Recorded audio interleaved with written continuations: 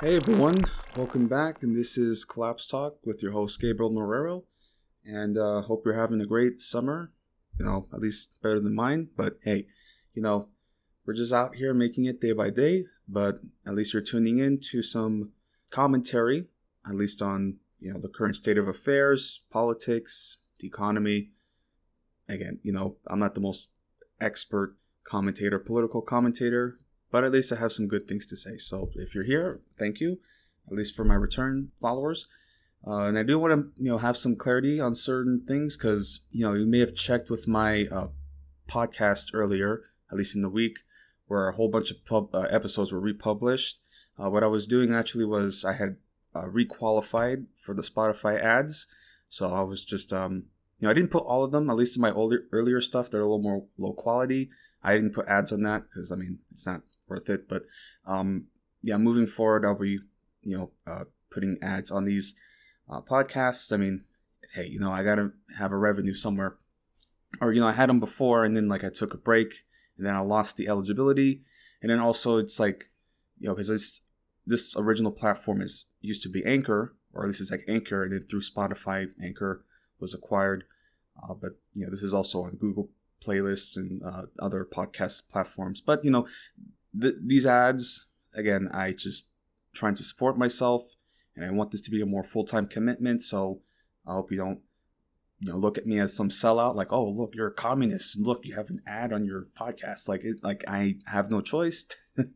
So, I hope that it isn't too how do I say it? Like disconnecting, disjointed. I hope the flow is more natural.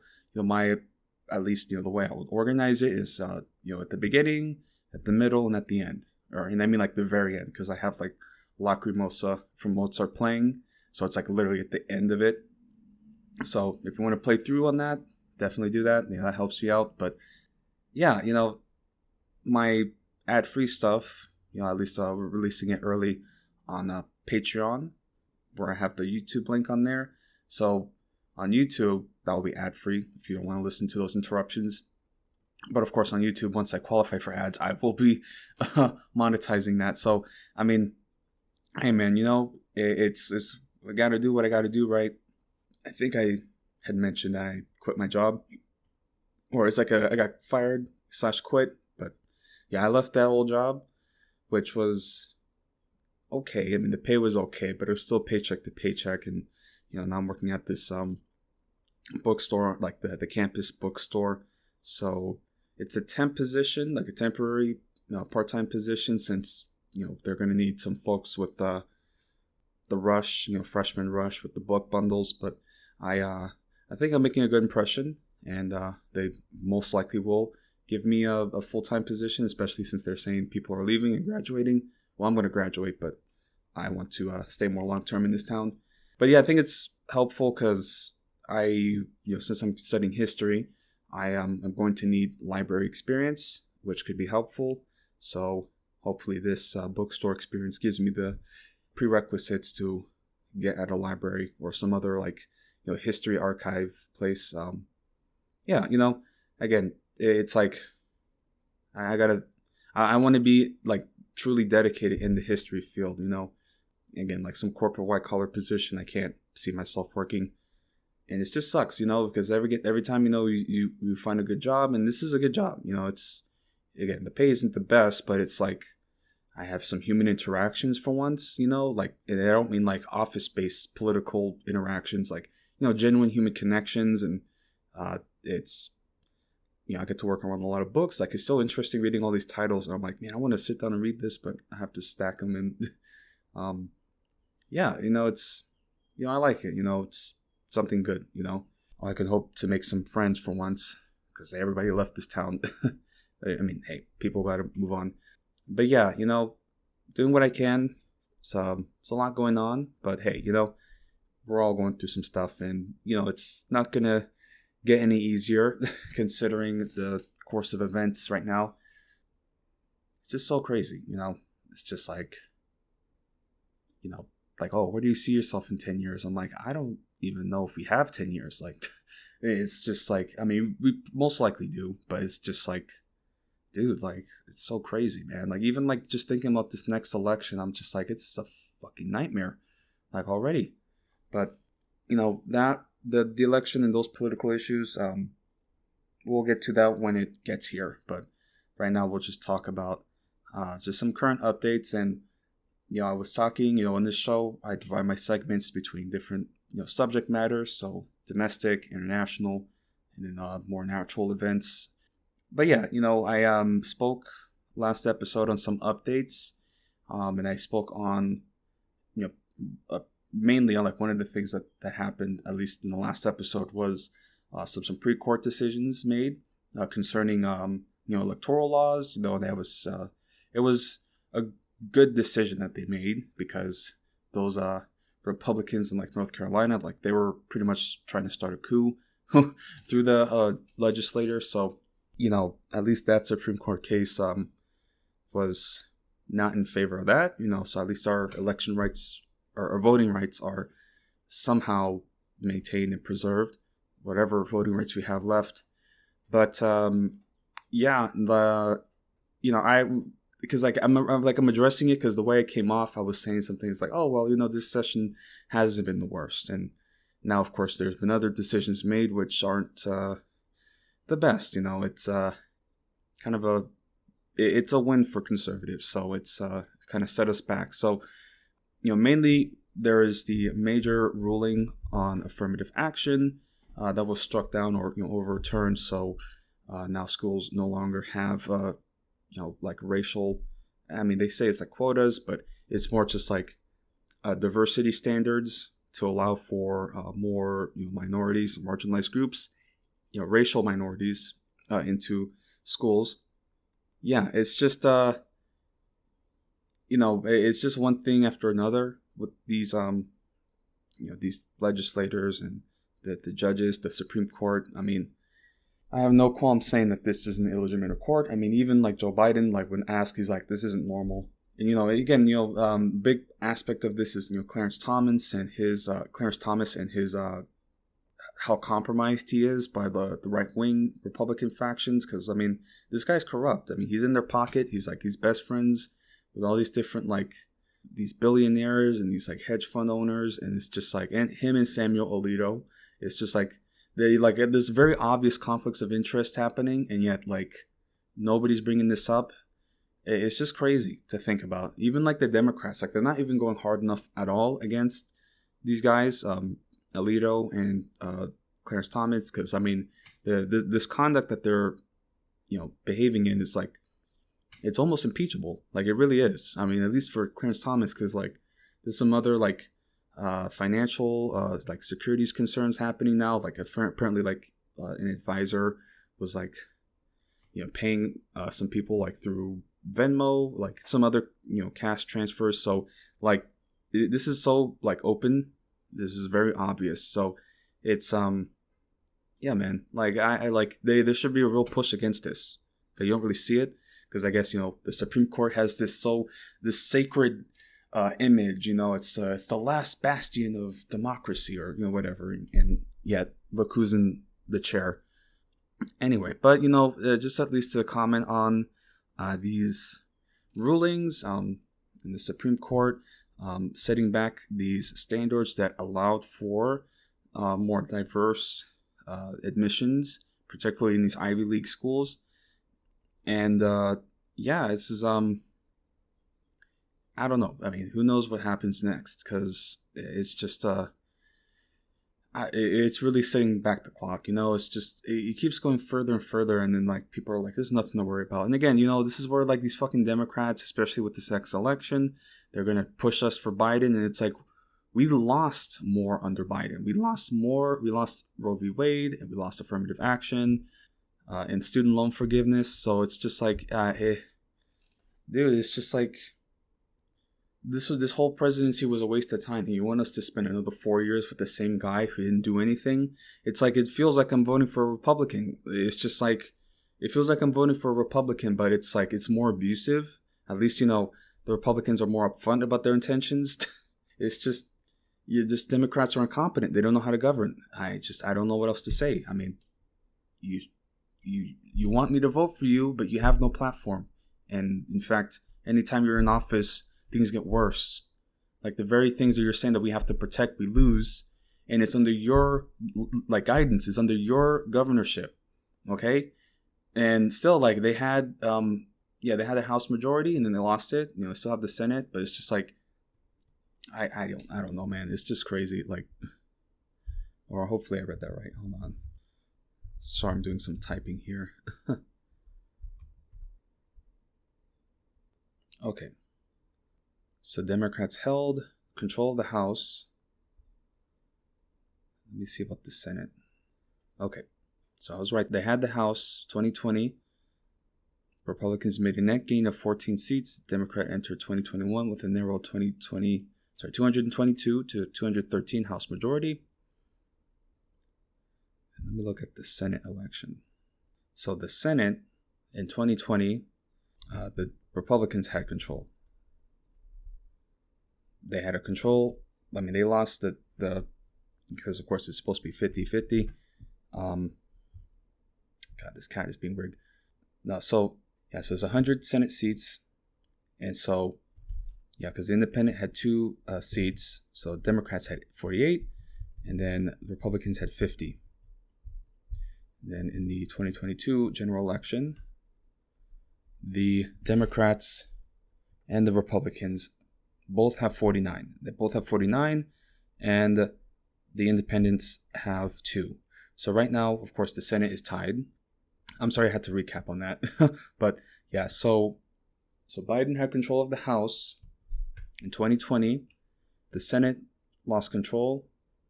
But then now in this general election, we're still at a tie, 49-49 with Republicans, and then the Independents having 2 votes. But then we lost control of the House. So yeah, this just, I mean, they had leverage before, and now it's just like, eh. But anyway, let me see again here. This fucking cat needs to chill out. Even though that was like, because everybody's talking about the red wave and how disappointing it was. I mean, the Republicans are still up. It's I don't know, dude. So anyway, I kind of lost track of thought. But anyway, so that is Biden's legacy right there. I mean, they could have worked with that House majority, and then they didn't. And now they're trying to push all these things which aren't going to work. And even the Senate is like just by like a thin thread. Anyway, there's some other things to comment on, but the main point is that with these Supreme Court decisions that are being made under Biden, it's not really like a case anymore, because it's like, what are they going to say now? Like, oh, we need to vote for Biden to protect what? To protect what exactly? Roe v. Wade? That's gone. Affirmative action? That's gone. Student loans? That's gone. So, like, what else? It's just unbelievable. Yeah, man, I can't. In a lot of ways, it's, at least for my conscience, right? I didn't vote for Biden.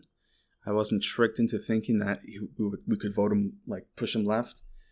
Because, I mean, come on, man. Like, it's that pushing Biden left, it obviously was never going to work, and it didn't work. And what makes you think it's going to work in the second term? I mean, I'll vote for Democrats in terms of, like, the House, Senate positions. Yeah, there's actually, I'm trying to see here, especially for Texas, the Texas state races. It's going to be interesting. But let me see here, 2024. Let me see here. Ted Cruz, he's going to run for re-election, but I saw that there was another. I'm trying to find his name. Let me see here, because he is challenging Ted Cruz for the Senate seat, and he sounds very promising. Let me see here. I think it's John Love III. Let me see again. I think that's him. I need a picture. Hold on. I think that's him.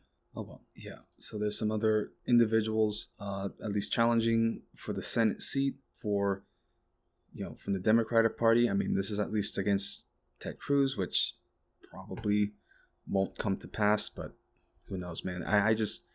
It would be a complete, it wouldn't be a shock, but I just wouldn't understand how Texas, even after Ted Cruz, like, abandoned the state during, like, a blizzard that killed like hundreds of people. Like, they're still gonna vote for this guy. Like, dude, I don't get this state, and I want to get out of here so bad. But it's like, oh, why don't you just leave? Just like pick up everything and leave. It's just like, it's not easy, bro. Like, Jesus. Anyway, so I'm sorry if you hear some humming. I don't know why my fridge is going off, but yeah. So there's so much to unpack. A lot with these court decisions made. Again, we were initially talking about affirmative action. But I wanted to at least point out some things from NBC. So just reading from NBC. The Supreme Court on Thursday struck down affirmative action programs at the University of North Carolina and Harvard in a major victory for conservative activists, ending the systemic consideration of race in the admission process. The court ruled that both programs violate the Equal Protection Clause of the Constitution and are therefore unlawful. The vote was 6-3 in the UNC case and 6-2 in the Harvard case, in which liberal Justice Ketanji Brown Jackson was recused. The decision was hailed by prominent conservatives who say the Constitution should be, quote, colorblind, with former President Donald Trump calling it, quote, a great day for America. Liberals, however, condemned the ruling, saying affirmative action is a key tool for remedying historic race discrimination. Quote, it wasn't perfect, but there's no doubt that it helped offer new ladders of opportunity for those who, throughout our history, have too often been denied a chance to show how fast they can climb, said Michelle Obama, the first black First Lady. President Joe Biden called the decision, quote, a severe disappointment, adding that his administration would provide guidance about how colleges could maintain diversity without violating the ruling. The court effectively overturned the 2003 ruling Rudder v. Bollinger, in which it said race could be considered as a factor in the admission process because universities had a compelling interest in maintaining diverse campuses. In doing so, the court scrapped decades of precedent, including a ruling dating to 1978 that upheld a limited consideration of race in university admissions to combat historic discrimination against black people and other minority groups. In the majority opinion, Chief Justice John Brown did not explicitly say the former presidents were overruled, but in a concurring opinion, conservative Justice Clarence Thomas, only the second black justice to be appointed to the court, said the Grutter case was, quote, for all intents and purposes overruled, end quote. Roberts wrote that both programs, quote, lack sufficiently focused and measurable objectives warranting their use of race, unavoidably employ race in a negative manner, involve racial stereotyping, and lack meaningful endpoints, end quote. Roberts wrote that both programs, quote, lack sufficiently focused and measurable objectives warranting the use of race, unavoidably employ race in a negative manner, involve racial stereotyping, and lack meaningful endpoints.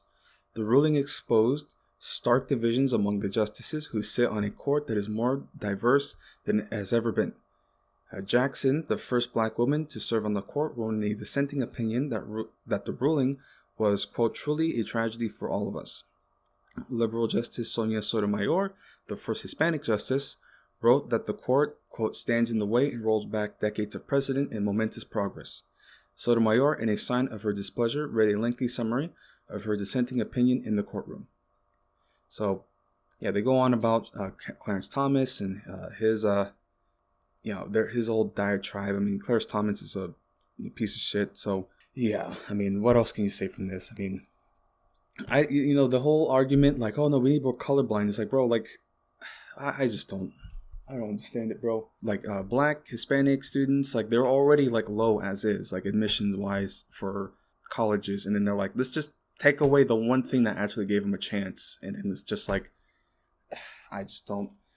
Fuck these conservatives, bro. I'm so serious, man. It's just like, and like this thing about, again, we're just talking about the election, because you're going to be dealing with a lot of normal people that are going to be like, oh, I don't know, the Democrats are going to be too extreme for me. You know, it's like a lot of normies. That's why I call normal people normies. They still are just so politically disconnected, and they don't understand like just how truly like evil Republicans and conservatives are. And like they just think, yeah, I mean, this is just one of those things. It's just a different party, a difference of policy. It's like, no, man, this is life or death, and you're voting for death. That's what it is. I'm not saying that the Democrats are like are saviors. That's not what I'm saying. But dude, like, Republicans are fucking evil, and they're gonna kill us all. They are. Like, dude, like, I don't know, man. It's just everything I talk about, and like the things that I'm treated like, it's like everything I talk about is so like readily available. It's like it's all public information. Everything that I talk about is all publicly available information. That's why I link to articles, and still it's just like, no, you don't know what you're talking about. Oh no, it's just I don't know what to do, man. And I get that people don't have the time for these subject matters to research it. That's why I don't mean just me, like people like me, commentators. That's why we do our work. And still, it's just, it's on deaf ears. I'm not saying like, I don't know. I mean, if I don't have a large audience, that's on me. It is on me. But, in a lot of ways, I kind of like being niche, at least for now, because I would like to expand, but it's just like, there's so many things I have to work on. Anyway, but yeah, it's this dilemma, this crisis that we're dealing with political turmoils and divisions, and how compromised like every aspect of our government is, like ideologically. It's just like, yeah, man. It's so crazy to me. I mean, because like we talk about Ruth Bader Ginsburg and like the consequences of her not retiring under Obama. It's just like, I don't know, man. It's unbelievable what we've set ourselves up for. And again, it's like when shit goes sideways, the poor people are going to be blamed, immigrants, Muslims, queer people, like literally everybody else except the powerful. Everybody else. I don't get it, man. Like, it's really scary, like just how like normalized like people are with fascism now, and it's like increasingly growing. Like even like a lot of like family and friends, it's just like you are drinking the poison. Like you're very much like getting seduced by this. Again, because it's all down to the money. Yeah, when it comes to the almighty dollar, they'll be on the same page, and like people will do horrible things to protect that. So I don't know, man. It's anyway, because at least we're talking about affirmative action and those consequences of that ruling. Now we're getting on to another decision, at least concerning the Supreme Court decision of these federal like student loan forgiveness plans. Again, I mean, I'm not like shocked by it, because I mean, like obviously this was going to be the outcome, but still, it's just like, all these bailouts that we've made towards all these companies, poorly managed companies, stock buybacks and all that. Like not even a blink. Like we'll fucking do it overnight. But the people, regular people, just trying to survive, you need to toil and work like a good slave, like a serf. That's literally like, we're serfs. That's what we are. Like they own us. That's the whole plan. And then all suddenly, wow, we don't understand why people aren't buying homes and aren't getting married and having kids. Like, dude, why why are there so many bankruptcies? Why aren't people paying their credit cards? Like, dude, like it's stuff like this. My goodness. Again, like the whole idea of like a whole credit system, like, no, we're going to deliberately keep people out of, having a good life because we have a number that we've just like arbitrarily made in like the 80s. And in the people that like will defend credit scores, they'll talk about Chinese social credit. Oh, that Chinese social credit score, bruh. Again, I don't like either of those, but it's still like, it's obviously the hypocrisy. Anyway, so just talking at least from CNBC on this student loan forgiveness decision. So their takeaway. When the Supreme Court struck down the Biden administration's student loan forgiveness plan at the end of June, it dealt a crushing blow to the president as he runs for re-election and to the tens of millions of Americans who were promised financial relief. Unsurprisingly, the 6-3 vote was split on ideological lines, but what else did the justices have to say? How did they reach their conclusions? Here are two takeaways. Right, so first one, conservative justices found states had standing. The biggest obstacle for those who wanted to legally challenge President Joe Biden's student loan forgiveness was showing they'd be harmed by the relief policy, which is typically a requirement to gain the right to sue. That need to prove so-called legal standing is designed to prevent people from using the judicial system to work out policy differences that are considered more appropriate for elections. And then also here, so these states that just like came out of nowhere, like, oh no, we're gonna be damaged by this. It's like, we're going to be damaged by people having less debt. It's like, do you not want people to like spend in your economies? And like, like literally, like if people didn't have all this debt and it was just clean slate forgiven, then they could actually like, because this is a consumer society, like people want to consume. If you drown them in debt, they can't consume. Like at least the very basic minimum, like groceries and whatever they have to do to survive. And that's it. But anyway, so here, right, the 6 GOP-led states, Arkansas, Iowa, Kansas, Missouri, Nebraska, and South Carolina, that were successful in getting Biden's plan nixed by the justices had argued that the policy would lead to a loss of profits for the companies in their states that service federal student loans. Chief Justice John Roberts, in the majority opinion for Biden v. Nebraska, wrote that MOHELA, or the Missouri Higher Education Loan Authority, would lose around $44 million a year in fees it earns from servicing federal student loans after Biden's forgiveness. As a result, Roberts found that at least Missouri has successfully proven legal standing. He said that the courts didn't need to consider standing for the other states. Legal experts and consumer advocates were skeptical that Biden's plan would reduce MOHELA's bottom line. They pointed out that the lender's revenues was actually expected to rise because of some student loan servicers recently leaving the space and then picking up extra accounts. Quote, I was surprised the court found Missouri had standing, said higher education expert Mark Kantrovitz. Quote, the debts of MOHELA are not the debts of the state, and MOHELA is able to sue on its own, so why didn't it bring up its own lawsuits, end quote. So again, so what they're saying is that the state sued on behalf of the borrower, and the borrower didn't file a lawsuit. So it's literally just these states being assholes. Like, it's just, that's all it is. It's just these Republican dickheads. Again, these are all like red states that they read. So Arkansas, Iowa, Kansas, Missouri, Nebraska, and South Carolina. Red states. Yeah. Actually, let me see. Let me just double check. Some of these, again, I wouldn't pass a Democrat, to also defend this. Yeah, so here, Missouri, Republican governor, 2 Republican senators. Let's see what else. Arkansas, that's not even a question. Iowa, they just passed an abortion ban, so red. Let me see, Kansas. I mean, obviously Kansas, but let me just double check there. So, Kansas, Democratic governor, 2 Republican senators. Let's see who else. Nebraska, obviously red, but let's just see again.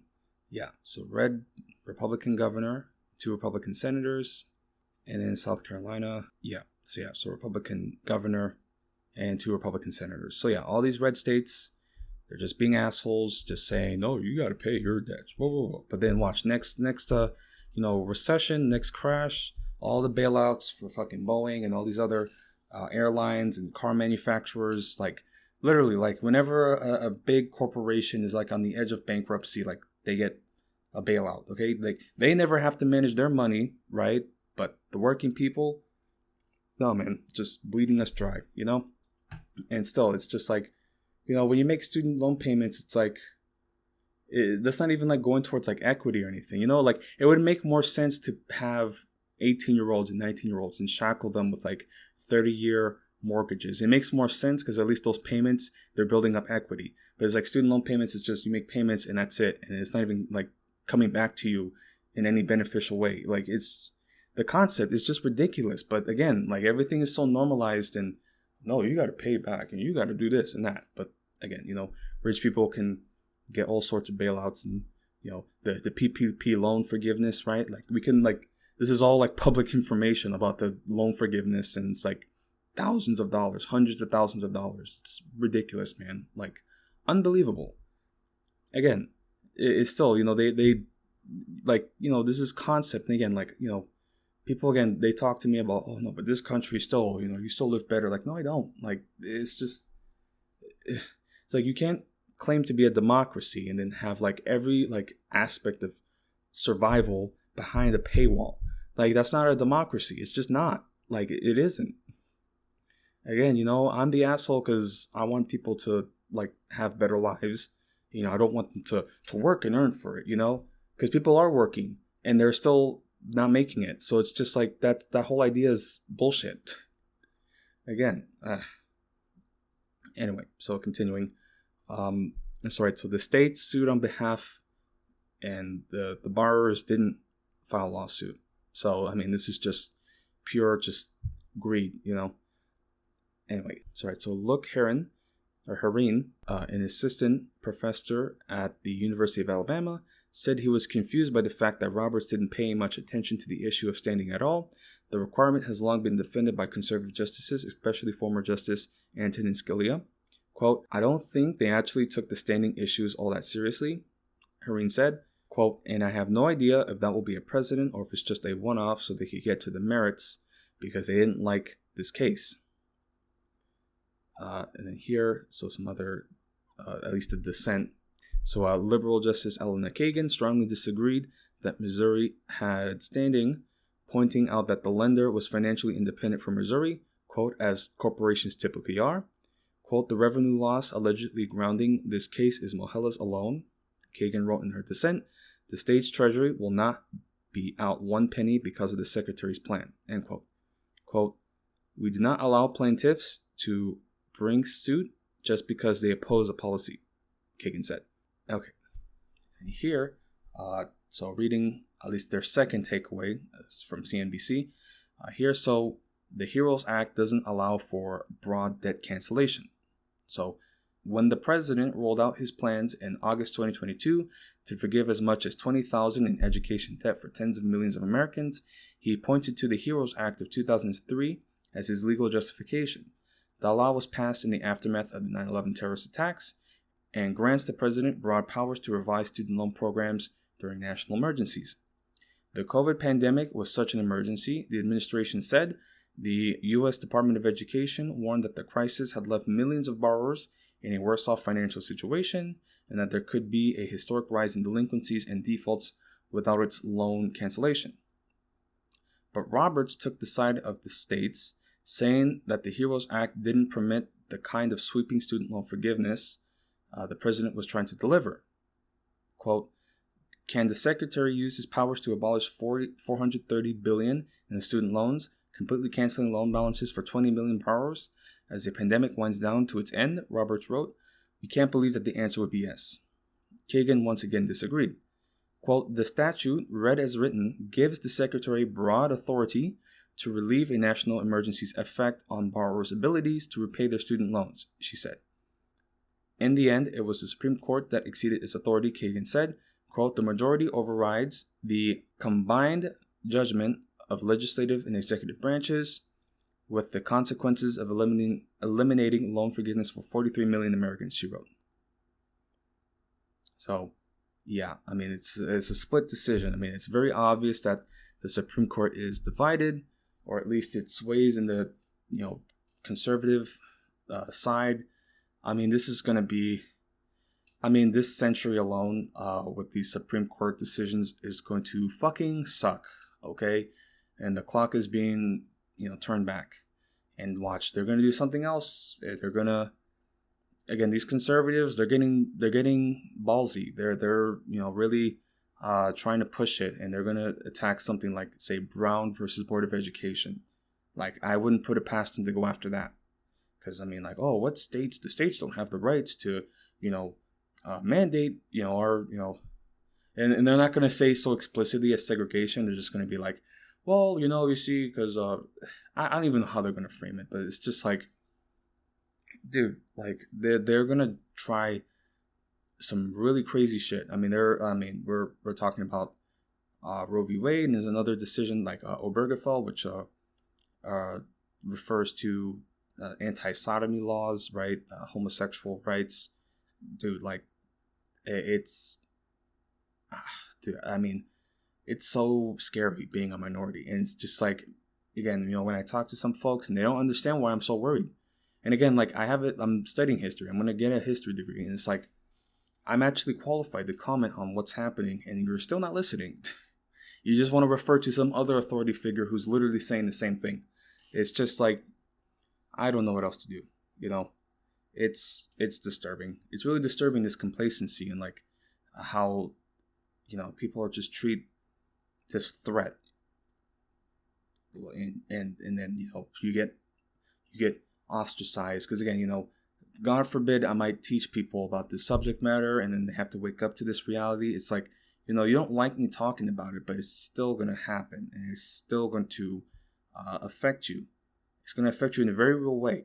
Again, like when we talk about these subjects of like climate change and extinction, like the idea for some people of like animals going extinct, that doesn't compute for them because it's like, okay, well, at least we'll have the economy. It's like, how fucking delusional are you? Like, really? Anyway, again, because I'll talk a little further about like certain climate events happening, at least, because we're still on the domestic subject matters. I wanted to talk at least about our infrastructure issues, particularly as me being a Texan.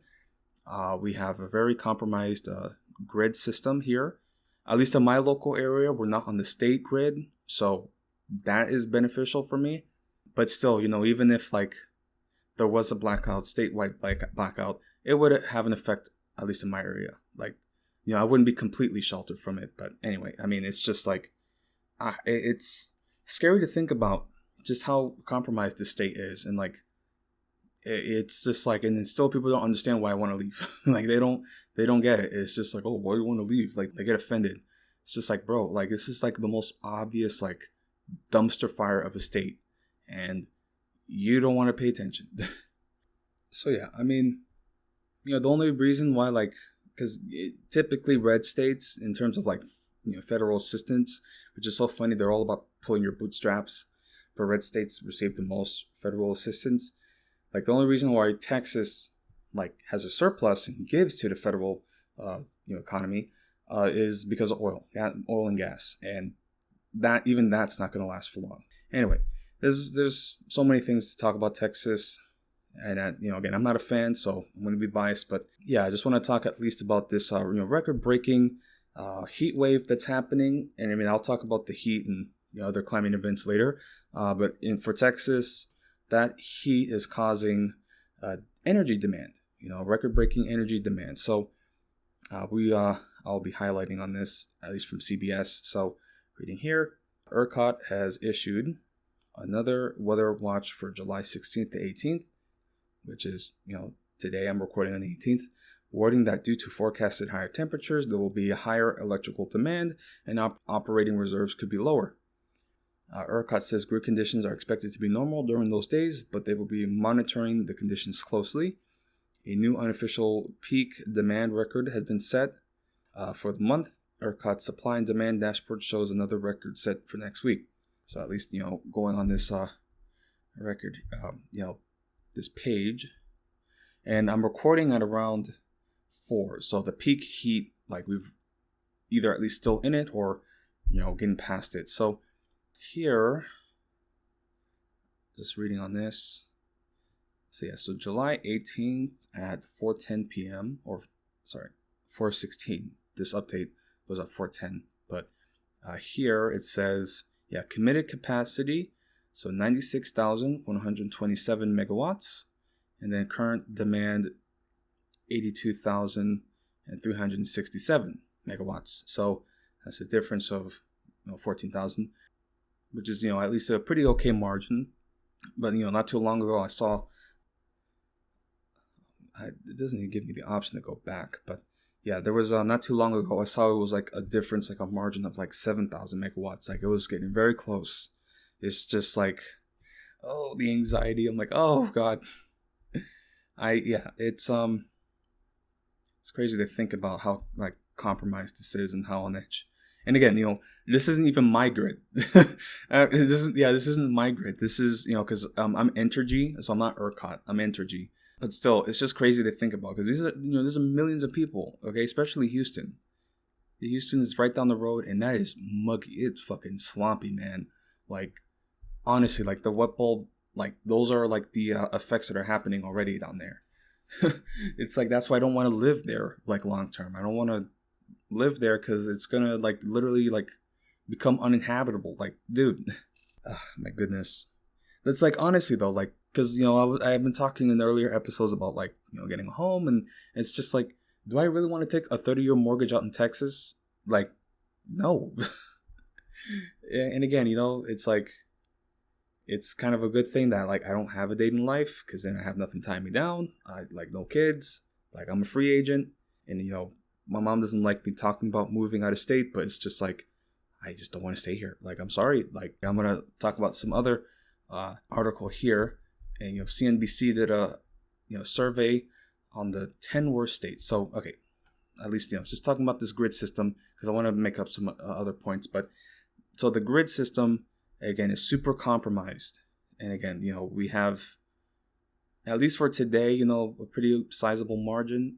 It's not like, razor thin margin, but still, it's just like, you see this demand and like the capacity that ERCOT has. And again, this is like, ERCOT is independent. It's not like, there's some state regulations, but it's like, it's paper thin. It's like literally like, the winterized grid system before like the blizzard that killed like hundreds of people, that Ted Cruz fled, like it was literally patched together by like gum and bandages. Like it's just like, and they were given all kinds of warnings. Again, anytime these things happen, there's all kinds of warnings saying you're not ready for this, and then look what happens. Yeah, I don't get it.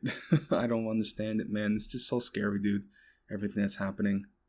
And again, there's some other aspects like this. Let's talk about the operating reserves.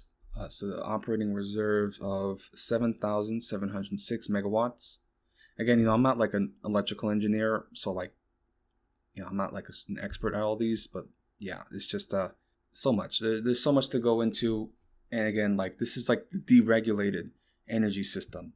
Oh yeah, we gotta have small government. Like literally, like it doesn't connect to the federal main line, so it's just like the stupidest decision ever. And again, like people have such short memories. Like people almost froze to death. Okay, people were like huddled around like gas burners and like I saw this one video of like people chopping up a fucking baby crib for the wood so they can burn it. Like, dude, like, and still, they're gonna vote for Ted Cruz again. They're gonna vote for the same bullshit.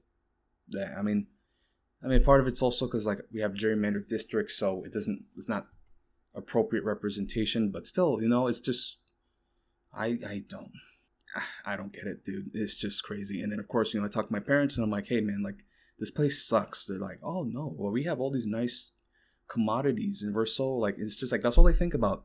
They only think about, oh well, there's a McDonald's around the corner, so that obviously this is better than Cuba. Like, I don't know. Anyway, so that's the ERCOT grid and the energy demands happening there. And of course, this is going to be an issue later down the line.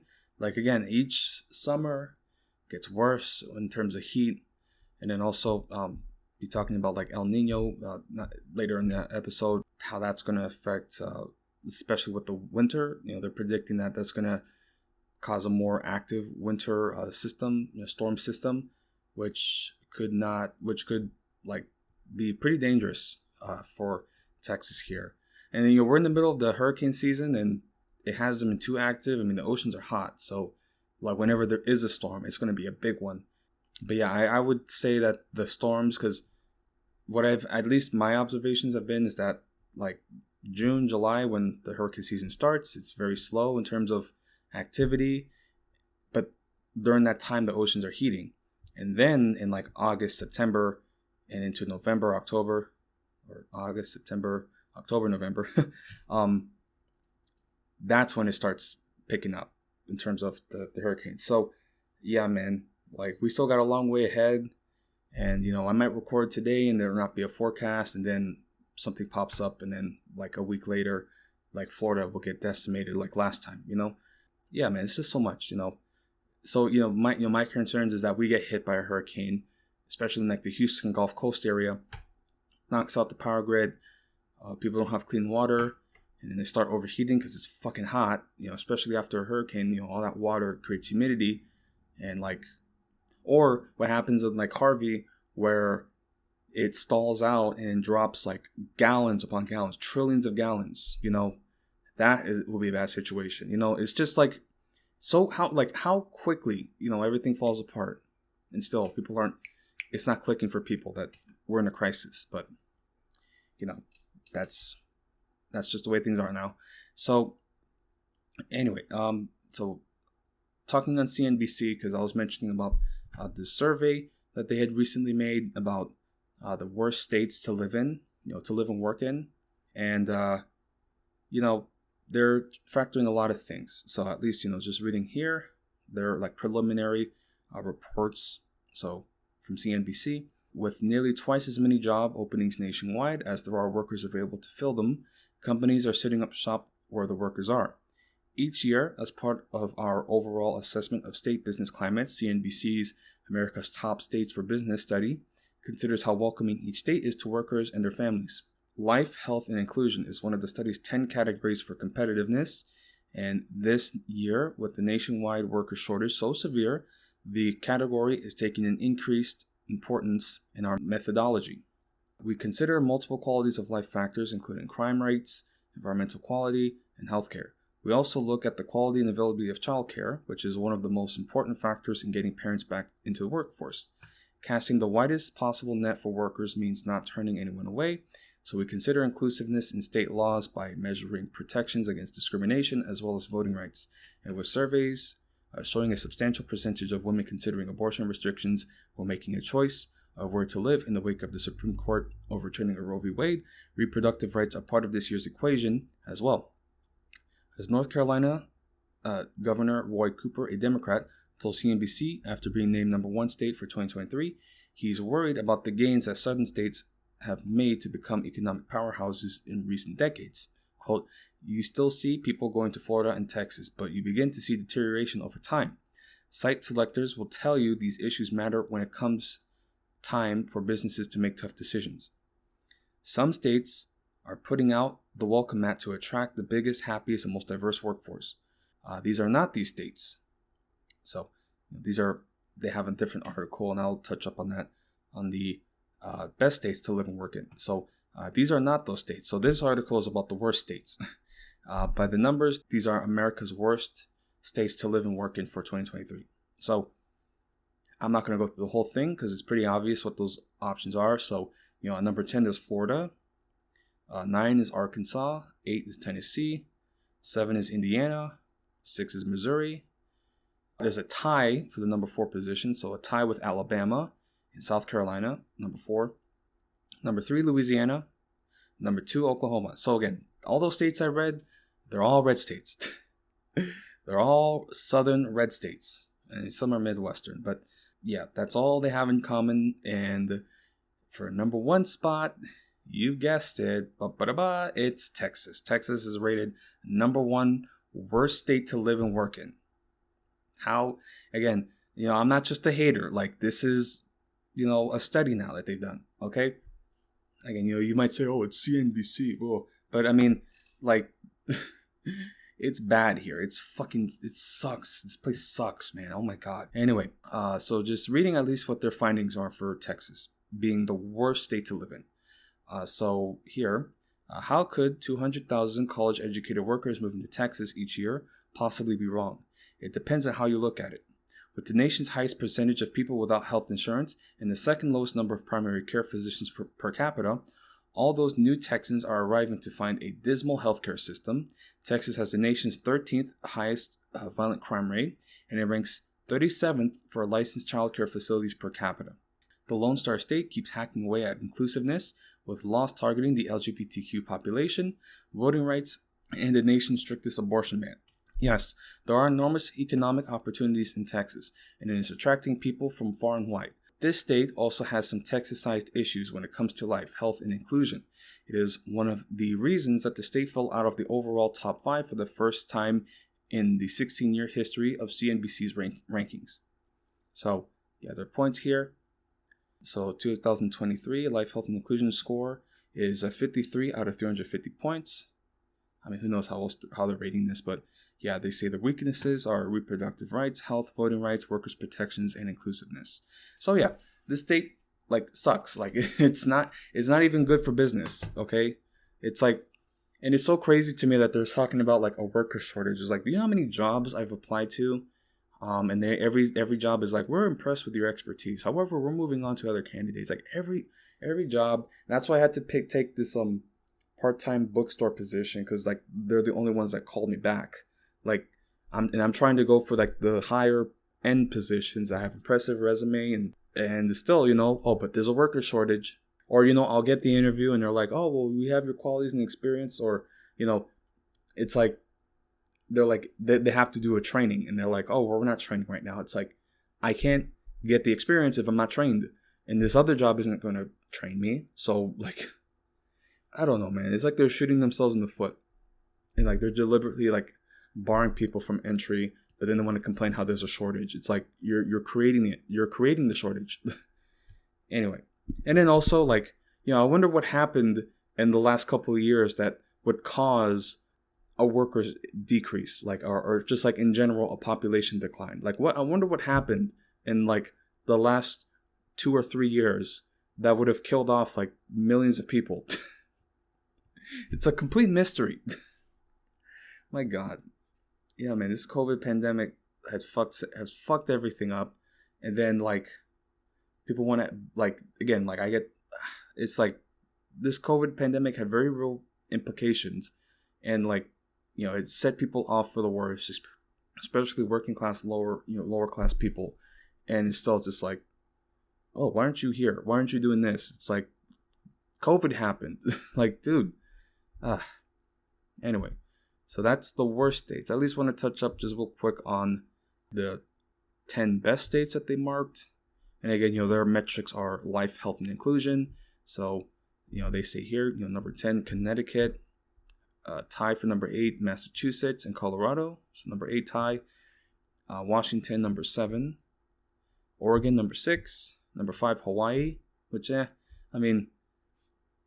Hawaii is a colony. So it's like, this is for white people, white college-educated, upper middle class people.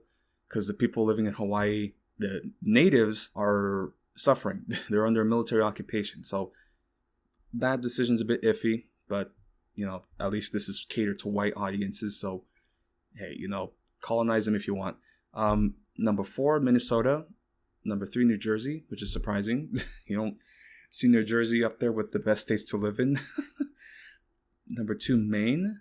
And number 1, Vermont. The home state of Bernie Sanders. But yeah, so they say number 1, Vermont, their findings here. By the numbers, living in the Green Mountain State is stress-free, easy, and healthy. Vermont offers America's best air quality with 0 high ozone days per year and the nation's most accessible child care. Vermonters enjoy broad protections against discrimination. It is one of the nation's easiest states to vote in. Life in Vermont is good. And actually, that's like a place I've considered going to. Like relocating to like Vermont, that doesn't seem like the worst place to live in. And they're saying, hey, this is not the worst place to live in, So get some like, Midwestern, some log cabin, around all those maple trees and all the orange leaves and such, that would be nice. But hey, that's at least their findings on the best and worst states to live in.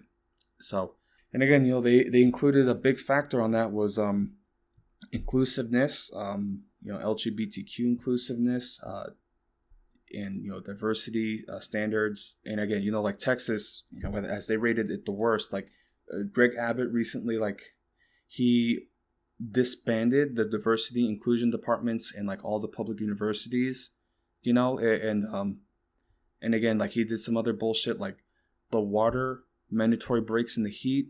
Like that's taken away, so like you don't have a protected water break, and then like people were dying, like literally like the week that was happening, like dozens of people died because like they didn't have their mandated water break.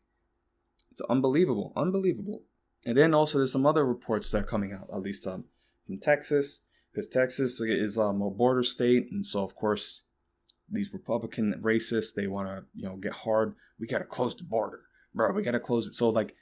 Now, like, he's sending the National Guard. It's like some operation. Like, he's sending the National Guard. He's putting down, like, these razor wire, like, border protections, like, right on the banks of the Rio Grande. And then also there's, like, these buoys that they put in to, like, obstruct people from walking through. Like, it's not even, like, a deep river. So it's, like, there might be some, like, deep parts of it. But the other portions, like, they just walk right through it. It's like a ford.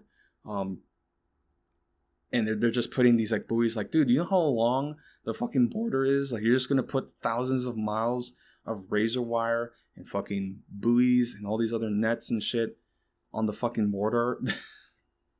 It's so fucking stupid, and all the money that's gonna be wasted. And then some other things. So like they have all these like guards and restraints and like barriers to prevent poor like single mothers and like children from crossing. But then like there's this other thing, at least these leaks from the state troopers and like other like National Guard, like Texas Department of Public Safety, like leaks that are happening, and they're getting like memos telling them to throw people back, like push people back into the water, children included. Don't provide water for them or any kind of like medical assistance, any kind of food, because these people are like walking in a desert, and like there's plenty of people who live on the border who aren't like racist dickheads who like leave out water jugs for these migrants, and then they get fined or like they get arrested for that. It's just like we have like literally like said like there's no like we can't like humaneness has been like made illegal. Like any kind of humanity towards these people, it's like illegal. Like that's like one of the core tenets of fascism. Like empathy has been criminalized. I mean, it's unbelievable. And again, I don't. Again, it's like sometimes again, and I see this from like people of color. They try to make like anti-immigrant like policy like or points or commentary, and it's like, bro, like you want to sit here and tell me the grandson of an immigrant, the son of an immigrant, why I should be against other people. This is supposed to be a land of opportunity, right? But then people want to come here to work, like these jobs that like you are willing, like these migrants are willingly taking like the hardest jobs imaginable. All the shitty, labor, agricultural jobs, construction jobs, like they are doing it happily. They'll do it. They love doing it. Or I shouldn't say they love it, but it's like, like they just love the opportunity to live in America, at least, some semblance of stability, which is like fucked up. Like, because America isn't like good at all, but it just tells you about their situation where like they're coming from places like San Salvador, Honduras, or where there's like some very like hardcore like barrios and slums, and dude, like people have to escape that, man. And like they take like the most dangerous journey like imaginable, just unbelievably dangerous. And it's just like, and they get to the border and then like they get shunned. They're treated like criminals, or people talk about like, oh my god, it's just like, I don't know, man. It's just the inhumanity, of some Republicans and conservatives. Like, it's unbelievable. Okay, like they're gonna say, "Oh, we're gonna run out of space in this country. There's so much space to expand." Okay, and even then, it's just like that's a bullshit Malthusian like, overpopulation mythos. Like, it's not true. It's not real. Okay, we ultimately have more to gain and benefit by allowing them to come and work. Okay, that helps us. But again, they're concerned about replacement theory. Oh, we got to secure a future for our white children. Okay, I mean, like it's a direct one-to-one. It's a direct one-to-one. Again, like white people of all people have no right to even comment on like invasion and colonization. Oh, we're gonna be replaced. Like they have no right to comment on that. But again, that's just the racism of this country, especially Texas, this state. It's so funny. Like just like doing some basic research in this state. It's like, this used to be Mexico or Spain, then Mexico. And like the only reason they allowed white people to come in here is because they needed help with the Comanches, but they didn't enforce the slave ban. And that's the reason why the white people rebelled and took it. They stole Texas because they wanted to keep their slaves. And then of course, you hear some detractors say like, well, you see, there were Tejanos who also fought with the white Texans. Yeah, and then they got like betrayed. You just read the story of Juan Seguin. He was living out of San Antonio, like how they fucked him over, the white Anglo settlers. Like, dude, come on, it's unbelievable. But again, it's you try to have that discussion and you try to rationalize with them, but there's no rationality. They won, they have the power and control, and that's all that matters. So any sort of like fairness or like logic or rationality, trying to like appeal to that is not going to work. that they're only concerned with the power. So anyway, getting kind of off track. But that was my little rant about Texas, because Texas sucks. And I actually had an article pointing that out. And this is not just like some emotional appeal like, oh, well, I just don't like it here. Like, no, this is like directly affecting the business. And I feel like a lot of people who moved to this place when like definitely after 2008, because I was part of that wave in 2008, like it's going to become very apparent that this place is unsustainable. And again, my mom, she doesn't really have the serious thought of leaving this place, but it's just like, we can't stay here. It's like, yeah, because like she wants to live in these like suburbs, but it's like we're getting priced out because like these housing prices are unbelievable. Like, dude, like she doesn't want to live out here in the in the country where it's a little more sustainable and cheaper, because it's so boring out here. But it's like you're not gonna have a choice, because at least we'll have some land. Like, we can actually buy like a couple acres for a pretty good price, like a 3-bedroom, 4-bedroom apartment, or house. But again, but she doesn't want to do that, and I don't want to get too personal. But still, it's just like, again, people are going to get to a point where they have no choice. Like, you're going to have to make a move. You're going to have to leave this place because it's just uninhabitable. You can't stay here. Yeah. Anyway, so talking now about some other states, red states. Here, a recent change or legislation in Iowa, where the governor signed a 6-week abortion ban. So, these abortion bans, they're still coming state by state. And, Iowa is the next state to do that. Of course, this is the pro-life. Oh, we're saving the sanctity of life. And this is, pre-born rights, or something like that. They try to frame it as like a human rights issue, which is fucking stupid. But anyway, Iowa Republican Governor Kim Reynolds signed a bill into law Friday that bans most abortions in the state as early as 6 weeks into pregnancy. Quote, this week, in a rare and historic special session, the Iowa legislature voted for a second time to reject the inhumanity of abortion and pass the fetal heartbeat law. She said in remarks ahead of signing the bill at the Family Leadership Summit, the law, which is effective immediately, comes after Reynolds ordered a special legislative session last week with the sole purpose of restricting the procedure in the state, but is already facing a legal challenge after a group of abortion providers in the state filed a suit to try and stop the law. The bill, which passed the state's Republican-controlled legislature earlier this week, prohibits physicians from providing most abortions after early cardiac activity can be detected in a fetus or embryo, commonly as early as 6 weeks into pregnancy, before many women know they are pregnant. It includes exceptions for miscarriages, when the life of the pregnant woman is threatened, and fetal abnormalities that will result in the infant's death. It also includes exceptions for pregnancies resulting from rapes, reported within 45 days, and incest reported within 140 days. While the bill language makes it clear it is, quote, not to be construed to impose civil or criminal liability on a woman upon whom an abortion is performed in violation of the division, end quote, guidelines on how physicians would be punished for violating the law are left to Iowa's Board of Medicine to decide, leaving the potential for some vagueness in how the law ought to be enforced in the interim. Iowa joins a growing list of Republican-led states that have championed sweeping abortion restrictions in the wake of last year's Supreme Court ruling overturning Roe v. Wade. Reynolds' push for abortion restrictions in the state comes weeks after Iowa's Supreme Court declined to lift a block on the state's 2018 6-week abortion ban, deadlocking in a 3-3 vote. Quote, the Iowa Supreme Court questioned whether the legislature would pass the same law they did in 2018, and today they have a clear answer, end quote, Reynolds said Tuesday in a statement following the bill's passage. Quote, the voices of Iowans and their democratically elected representatives cannot be ignored any longer, and justice for the unborn should not be delayed. So, yeah, justice for the unborn. It's like they're trying to do a social justice thing for preventing abortions. Abortion rights supporters have been speaking out against the abortion ban in the state. National Committee Chair Jamie Harrison called the ban the, quote, latest show of abortion extremism by MAGA Republicans, end quote. Quote, Governor Kim Reynolds just signed a cruel abortion ban into law among a crowd of extremists who cheered as Iowan women's abortion rights were stripped away, end quote, Harrison said in a statement Friday.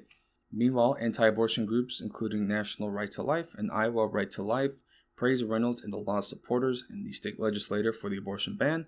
Quote, "We will continue to advocate for life and will not stop fighting until abortion becomes unthinkable," Christy Judkins, executive director of Iowa Right to Life, said in a statement. Quote, "We want to see lives saved and women no longer placed in harm's way because of abortion." It's so ironic because like women's lives are more in danger by taking away abortion. That, again, it's like it sucks to be a woman. I mean, not because being a woman is bad, but because of shit like this where they're deliberately like stripping away their rights. And it's just like, it's just unimaginable, man. And it's like, white women are among like the biggest like supporters, or like white conservative women, like, and also with like the affirmative action, like overturn, like white women benefit greatly from that. And yet they're like some of the biggest supporters, conservative white women. It's unbelievable. Again, like you look at this, like this picture I'm seeing here from the article, we have a Kim Reynolds, white woman, and she's surrounded by other, white women, like just unbelievable.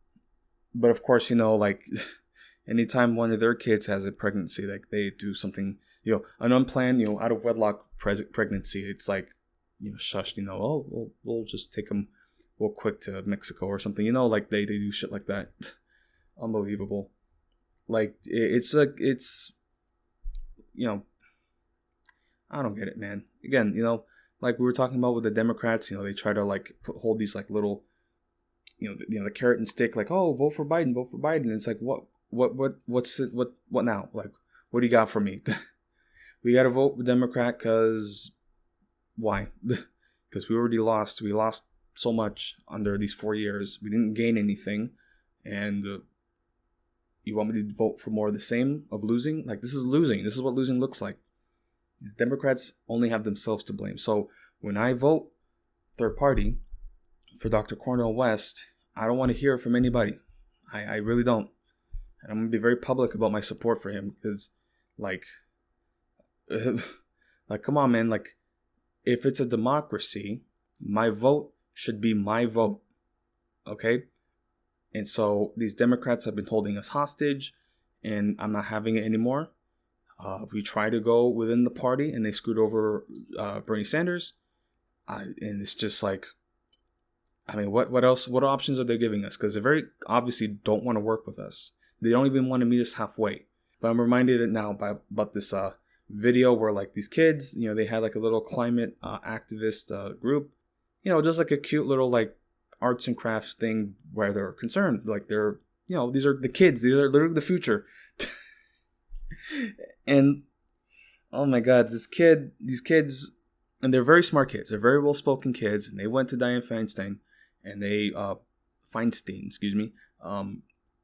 and they were talking with her. They're like, oh, but we're, this and that science. And then like this lady, this fucking mummy, because she's so old and she's so decrepit. And I don't want this to be construed as me being like age phobic. I don't even know what the term is.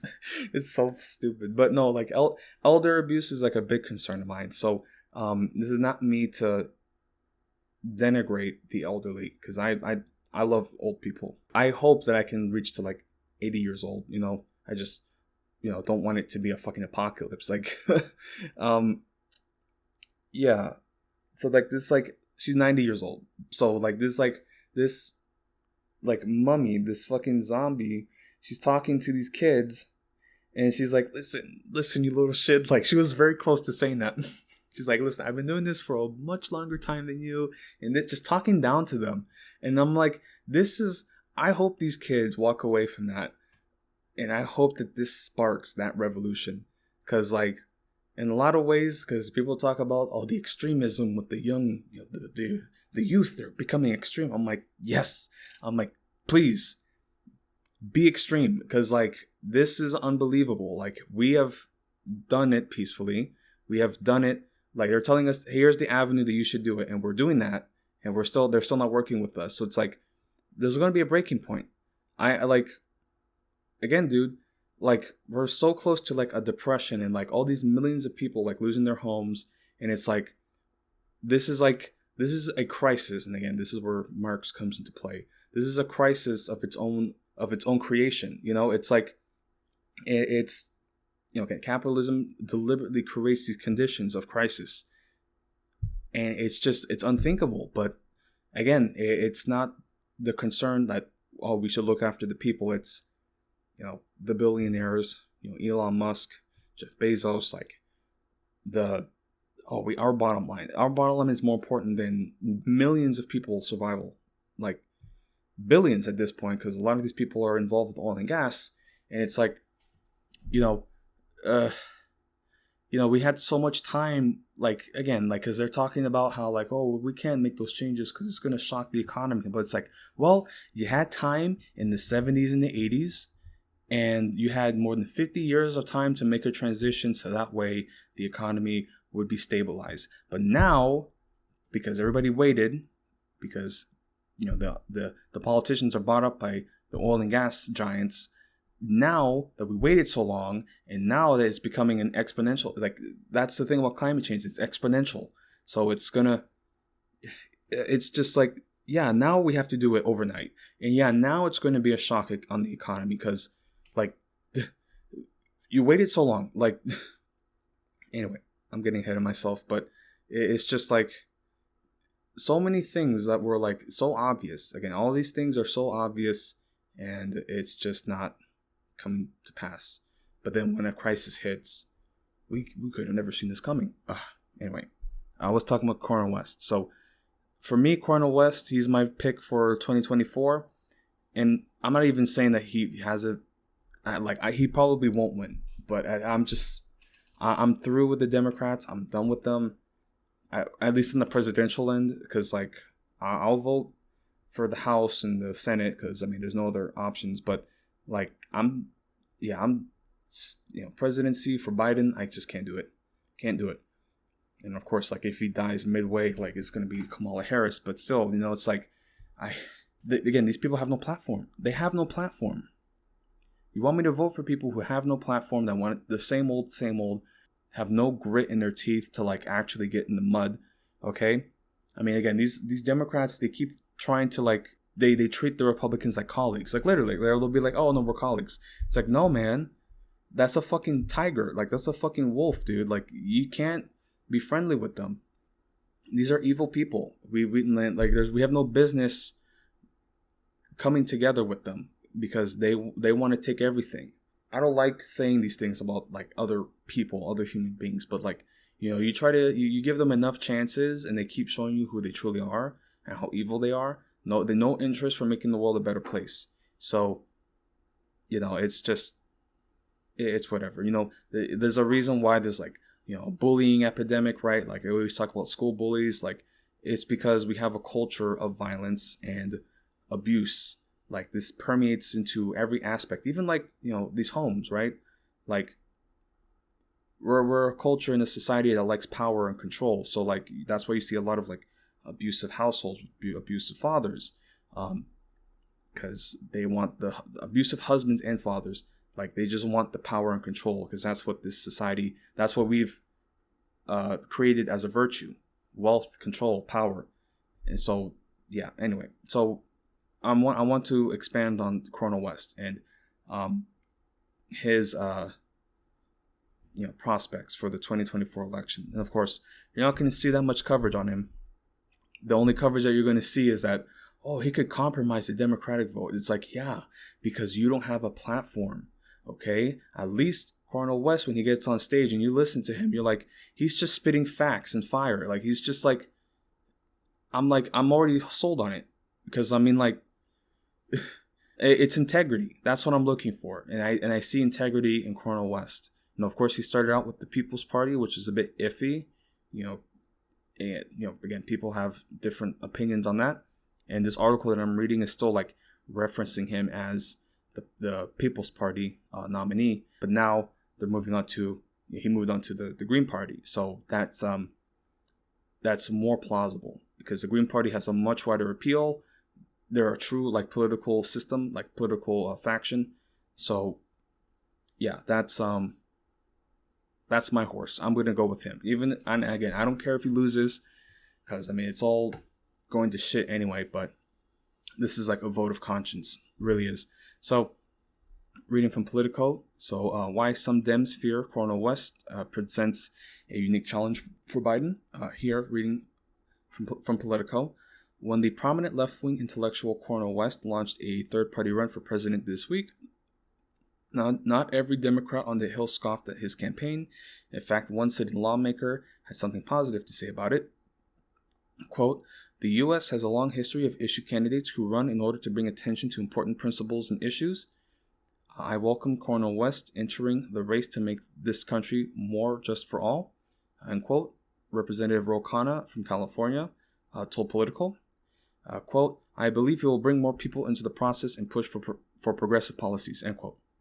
Khanna, the former campaign co-chair of Senator Bernie Sanders, who's independent in Vermont 2020 campaign, wasn't endorsing West. He went on to stress that he believed the West bid could, quote, "ultimately help President Joe Biden, whom Khanna is supporting."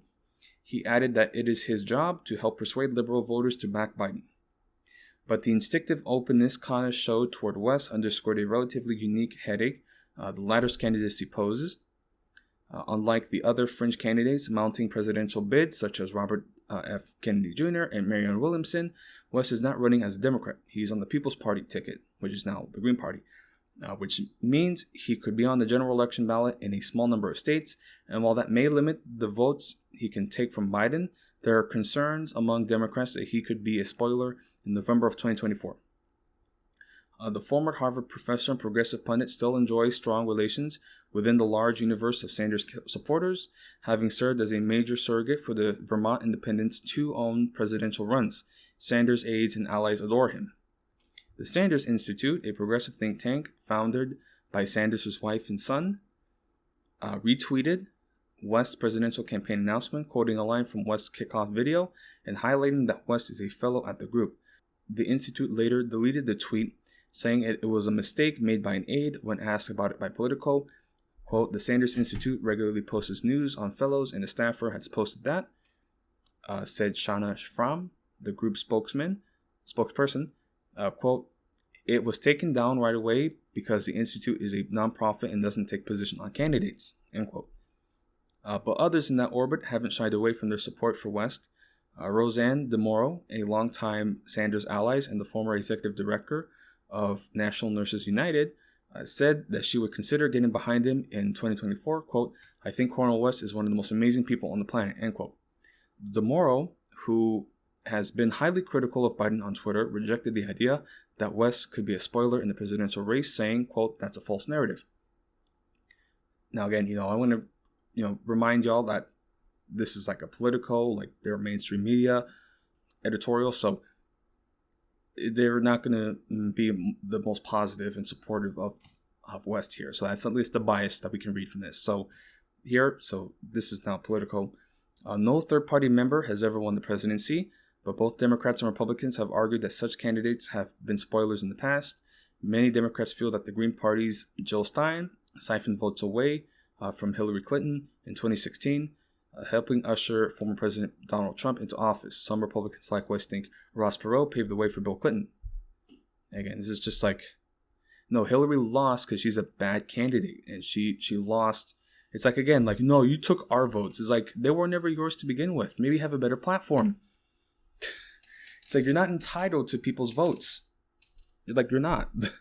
Okay? Especially if you promise certain positions and policies, and then you kind of just like fall flat on it, or it's just like, oh, I tried and we just didn't get it. It's like, yeah, man, yeah.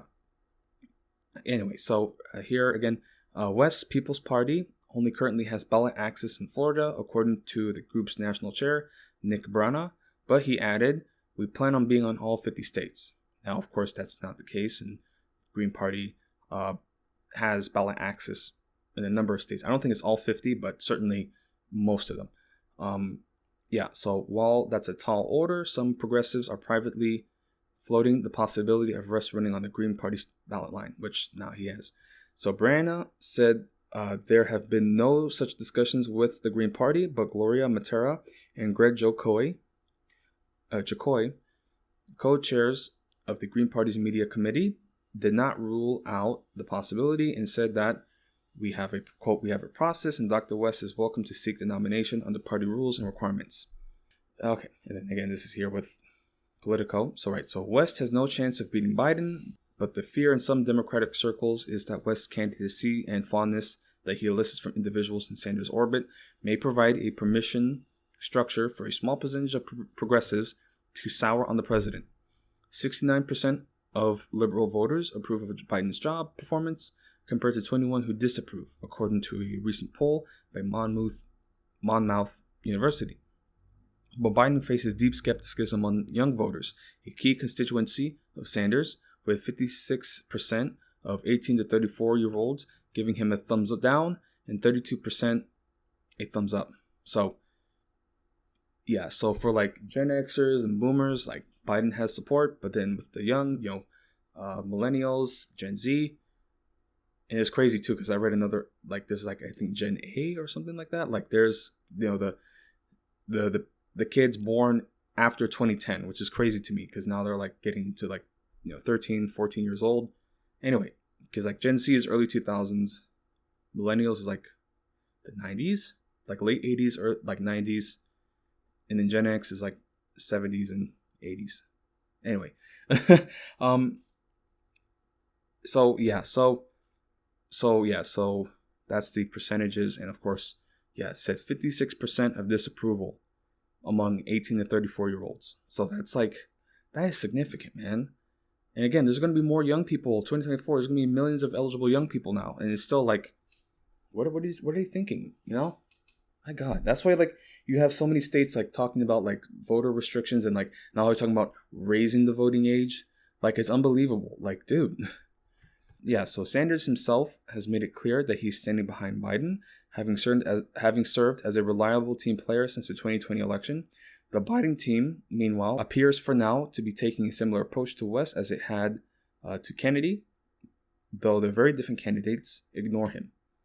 And again, Robert Kennedy Jr., he is making some interesting comments, and this is, of course, before he made some COVID comments about like it's genetically designed to protect and avoid Jewish people and Chinese. I'm like, oh my God, it's so crazy. Again, this is like when you see stuff like this, it's like the only reason we're hearing this guy out is because he has the same last name as like this political, crime family. Like that's the only reason why anybody talks about him. And then there's Marianne Williamson, who's like, I don't even take her seriously. Like she gives off that like she, I guess, was like a wellness expert or something before her presidential runs.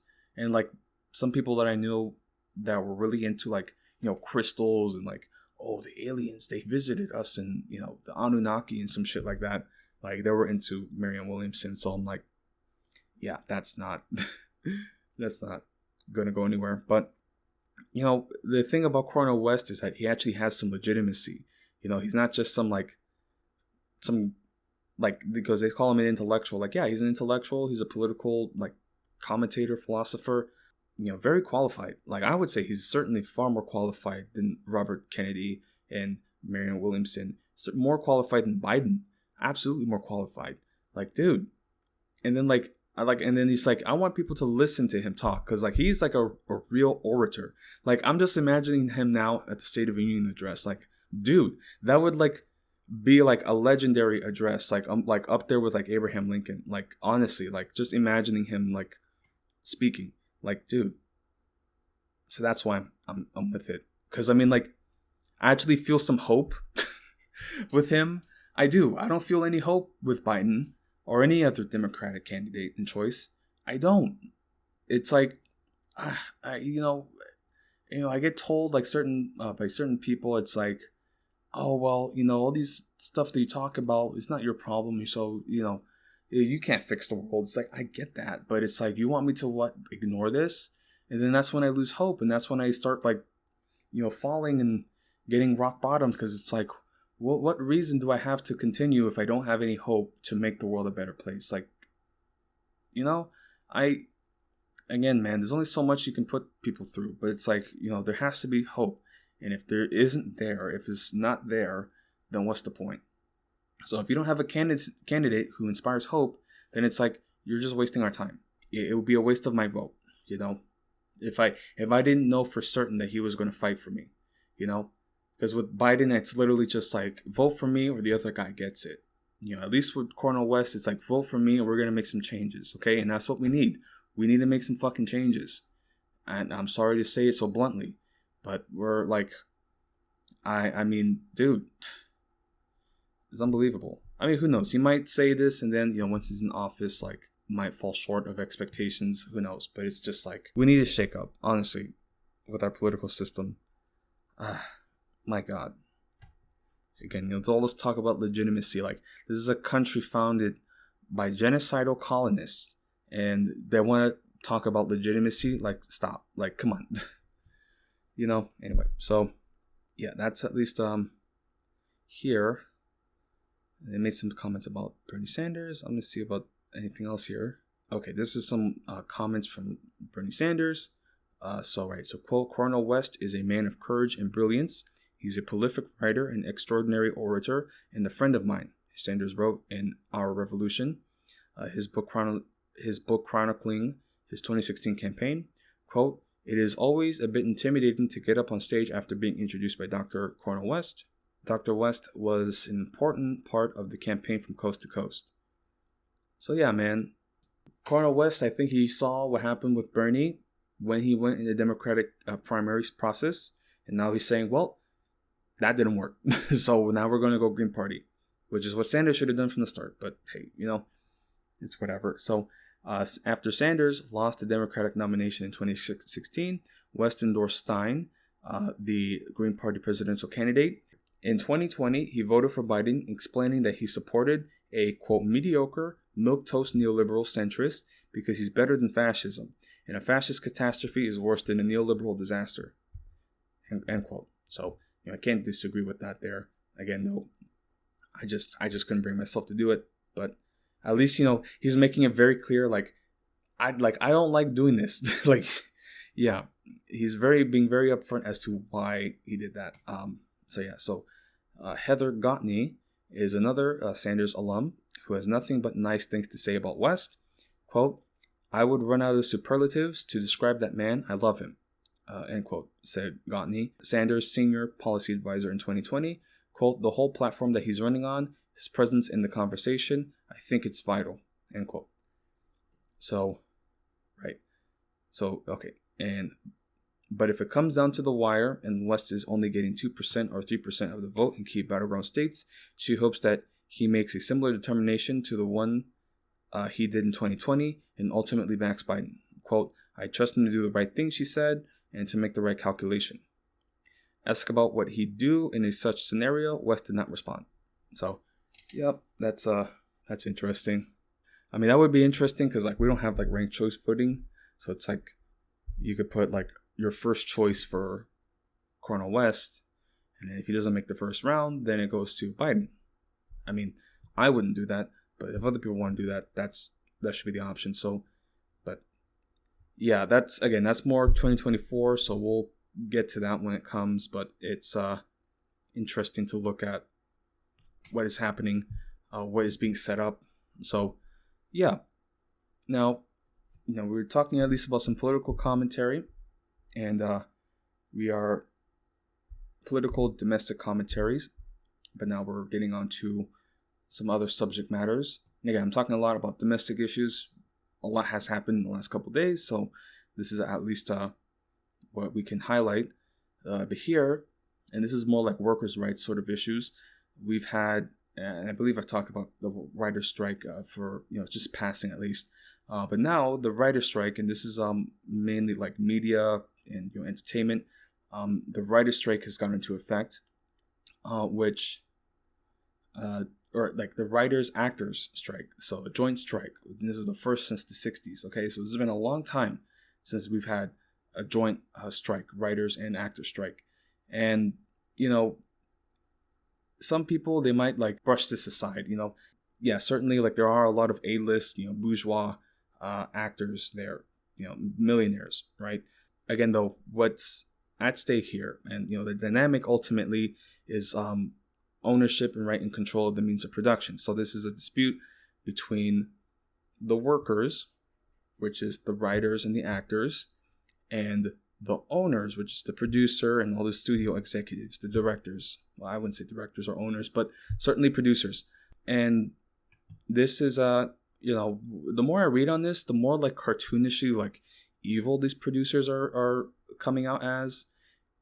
Like these CEOs for like Disney and all that. I don't know what their end game is. Like they literally are just going to create a siege with this strike, and literally they're saying like, oh, we're just waiting for people to lose their houses, and it's just like it's siege warfare. That's what it is. It's like it's unbelievable. And then you read about the certain provisions that are being made, and like the writers and actors being concerned about AI, and like AI is a big factor in this, and streaming residuals. It's like, dude, like these executives are fucking assholes. Like they're the worst people. I mean, again, they're used to sycophants and yes men. So it's like they're like you read some of these comments from the producers, and it's like, well, we tried to work, and these demands are just unreasonable. And it's like one of the actors from like the Netflix show Orange is the New Black. Like she literally only got like $27 from the residuals, and it's like, what the fuck? And this is like one of the best shows that were made. It's just like, yeah, dude. Anyway, so yeah, reading from NBC. So yeah, here, Hollywood's film and television assembly line is grinding to a halt.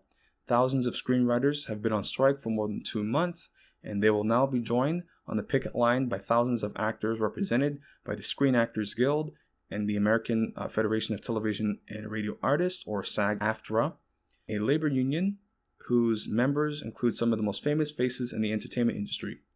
So SAG-AFTRA's national board voted unanimously Thursday to go on strike, marking the first time film and television performers have staged a work stoppage since 1980. The vote came the morning after high-stake negotiations between the Guild and a trade association representing the entertainment industry's top studios broke down. So, Hollywood actors and writers had not been on strike simultaneously since 1960, when John F. Kennedy was running for president, and Gunsmoke was the top-rated series on U.S. television, and stars like Elizabeth Taylor lit up cinema marquees. Here's what you need to know about the issues at the center of the fight and how it could shape what you watch. The dispute pits SAG-AFTRA against the Alliance of Motion Picture and Television Producers, or AMPTP, a trade association that represents behemoth entertainment corporations such as Disney, Netflix, Paramount, and Warner Brothers Discovery. The group represents NBC Universal, the parent company of ABC News. So, like, this article is owned by the very producer union that is like trying to fuck over writers and actors. So again, this might not be the most unbiased source, whatever. And so SAG-AFTRA was formed in 2012 after the merger of the Screen Actors Guild, founded in 1933, and the American Federation of Television and Radio Artists. The combined guild represents roughly 160,000 performers, from Oscar-winning A-list stars such as Tom Hanks and Meryl Streep to radio personalities and television presenters. The president of SAG-AFTRA is Fran Drescher, best known for playing the title role on the CBS sitcom The Nanny. She was elected to lead the union in September of 2021. So what do actors want? So SAG-AFTRA's members are seeking a new contract with the AMPTP, an agreement that they believe must account for economic realities of the streaming revolution and risk posed by emerging digital technologies. The Guild would like increased performer-based compensation, which union leaders say has declined dramatically as entertainment companies pivot away from paying out residuals, a type of royalty that was more common when popular shows were sold into syndication instead of banked exclusively on streaming services. SAG-AFTRA's members are also alarmed by the rise of artificial intelligence, such as tools that could create digital composites of popular stars. The Guild has called for tighter regulations and safeguards to help protect actors, quote, against the unauthorized use of their voice, likeness, and performances, end quote. Drescher addressing these concerns in a letter to SAG-AFTRA members overnight, writing in part that her team was fighting for performers, quote, on whom this industry relies, end quote. Quote, as you know, over the past decade, your compensation has been severely eroded by the rise of the streaming ecosystem, she wrote. Furthermore, artificial intelligence poses an existential threat to creative professions and all actors and performers deserve contract language that protects them from having their identity and talent exploited without consent and pay.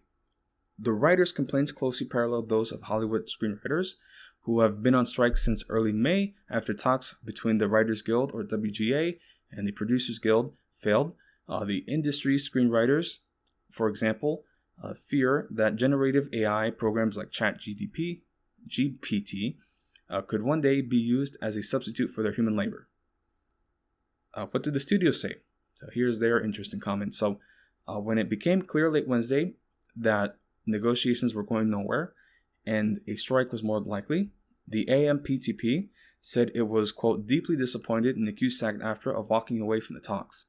Quote, this is the union's choice, not ours, end quote, the group said in a statement. Quote, in doing so, it has dismissed our offer of historic pay and residual increases, substantially higher caps on pensions and health contributions, audition protections, shortened series option periods, a groundbreaking AI proposal that protects actors' digital likeness, and more. Quote, rather than continuing to negotiate, the group added, SAG-AFTRA has put us on a course that will deepen the financial hardship for thousands who depend on the industry for their livelihoods. In an interview with CNBC that aired Thursday, Disney CEO Bob Iger, one of the most powerful executives in American media, said actors and writers alike were not being realistic in their expectations. Quote, it is very disturbing to me. We've talked about disruptive forces on this business and the challenges we're facing, the recovery from COVID, which is ongoing. It's not completely back, he said in part. Quote, this is the worst time in the world to add that disruption, end quote. In recent days, entertainment industry workers on social media expressed dismay over a quote published by the trade publication Deadline that was attributed to an unnamed studio executive. Quote, the end game, the executive was quoted as saying, is to allow things to drag on until union members start losing their apartments and losing their homes, end quote. So, yeah, I mean, this is just like again, it's just like you see that they're talking about, they're not saying it up front, but it's like, oh, the entitlement. It's just like, you don't think it's entitled that these executives don't want to like cut like not even like all, like not even like 50% of their wealth, you know? Like, you don't think that's disturbing that they're just like, oh, well, this is the worst time for this, and this just, this disruption is just not good for any of us. And like he's like literally on like a yacht, like, and all this other bullshit. I don't know, man. It's just unbelievable. And you see some of these like again, because like this is like all actors, okay? So I was reading somewhere that they were talking about like how Tom Cruise was getting involved with these negotiations. And I mean, like, imagine negotiating with Tom Cruise, bro. That'd be so fucking intense. My God. I mean, dude, these are actors. Like, bro, like, it's like maybe it's not the best idea to form like a labor dispute with people whose job is literally like PR and reciting monologues and like, it's unbelievable. Like, just, yeah, unbelievable. And again, this is directly affecting studios and productions and like, the Oppenheimer like premiere, like it happened literally right as the strike, the strike decision from the actors happened right as the premiere was starting, and then like all the actors left. Like literally Matt Damon was like saying like, yeah, once I get the notice, we're gone. And then they left, which is awesome. Like, oh, great. Like, man, I don't get it, dude. Like, I just don't, like, what's the end game? It's like, and then, they talk about AI, and, they're trying to pivot towards like AI scripts and even AI actors. Like, you scan the actor and then you have like this avatar.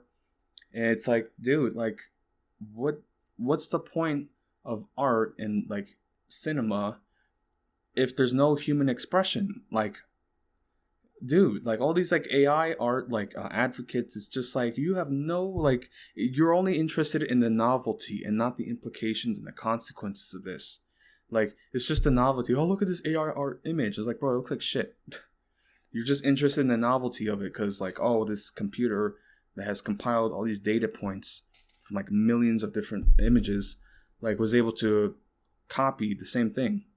And again, like these AI art images, like they, especially with like say like models, right? They start doing human likeness and human, images like that. This could turn into a catfishing issue. Again, though, like somebody who falls for like an AI art, like AI picture for catfishing is like, I don't know, man. Like sometimes I see an AR like image of like a model, like some like bikini model, and I'm like, that doesn't, like, I don't get attracted by that. Like I can just see how fake it is. Like, I don't know. It's just like, yeah, man. It's just like, because it's too perfect, right? They're too hot, I'm not saying, I don't want to like comment on women's appearance or anything, but it's like, yeah, man, it's just like, the people who are hung up on that, they're only focused on the superficial, like, oh, she's got big tits. Oh, look at that. Like, that's all they focus on, and it's like, even like for real women, and I don't want to say that, don't want to make comments on women, but it's like, even, I can see like a really attractive model, but it's like, that's only going to get me for like 10 seconds. And I'm like, who is she as a person, like genuinely. Anyway, so it's like when you see like an AI art, like rendering of like, these like bikini models, it's like, okay, I don't care. Like, I don't fucking care. And it's like, it's obvious that it's fake. But, some men are really horny and they have no thought process. It's just like, women, and they're just cranking one out. Like, yeah. Anyway, so here, the implications of AI, and they're talking about GPT and how that could be used for generation for like scripts, which is like unreal. Like, it's like, how is an AI even like write a script that's like without like copying like other movies? Like, that's the only way they can get it is by like taking data, and compiling that and like just writing. I don't know, man. It's just so disjointed. I've never used chat, that AI thing, and it's like, the thing that's happening now with that program is that, you have like students now using it, which is unbelievable that like people are that lazy. It's like, why do you go to school? And, I'm not one of these people that like gets upset at like, young students who like go to school and then like they have all these problems because like I was a fucking idiot. Again, some of these things that like I was expected of me when I was like 18, 19 years old, I'm like, I had no idea what the fuck I was doing. And like, I needed more guidance and you just threw me into that.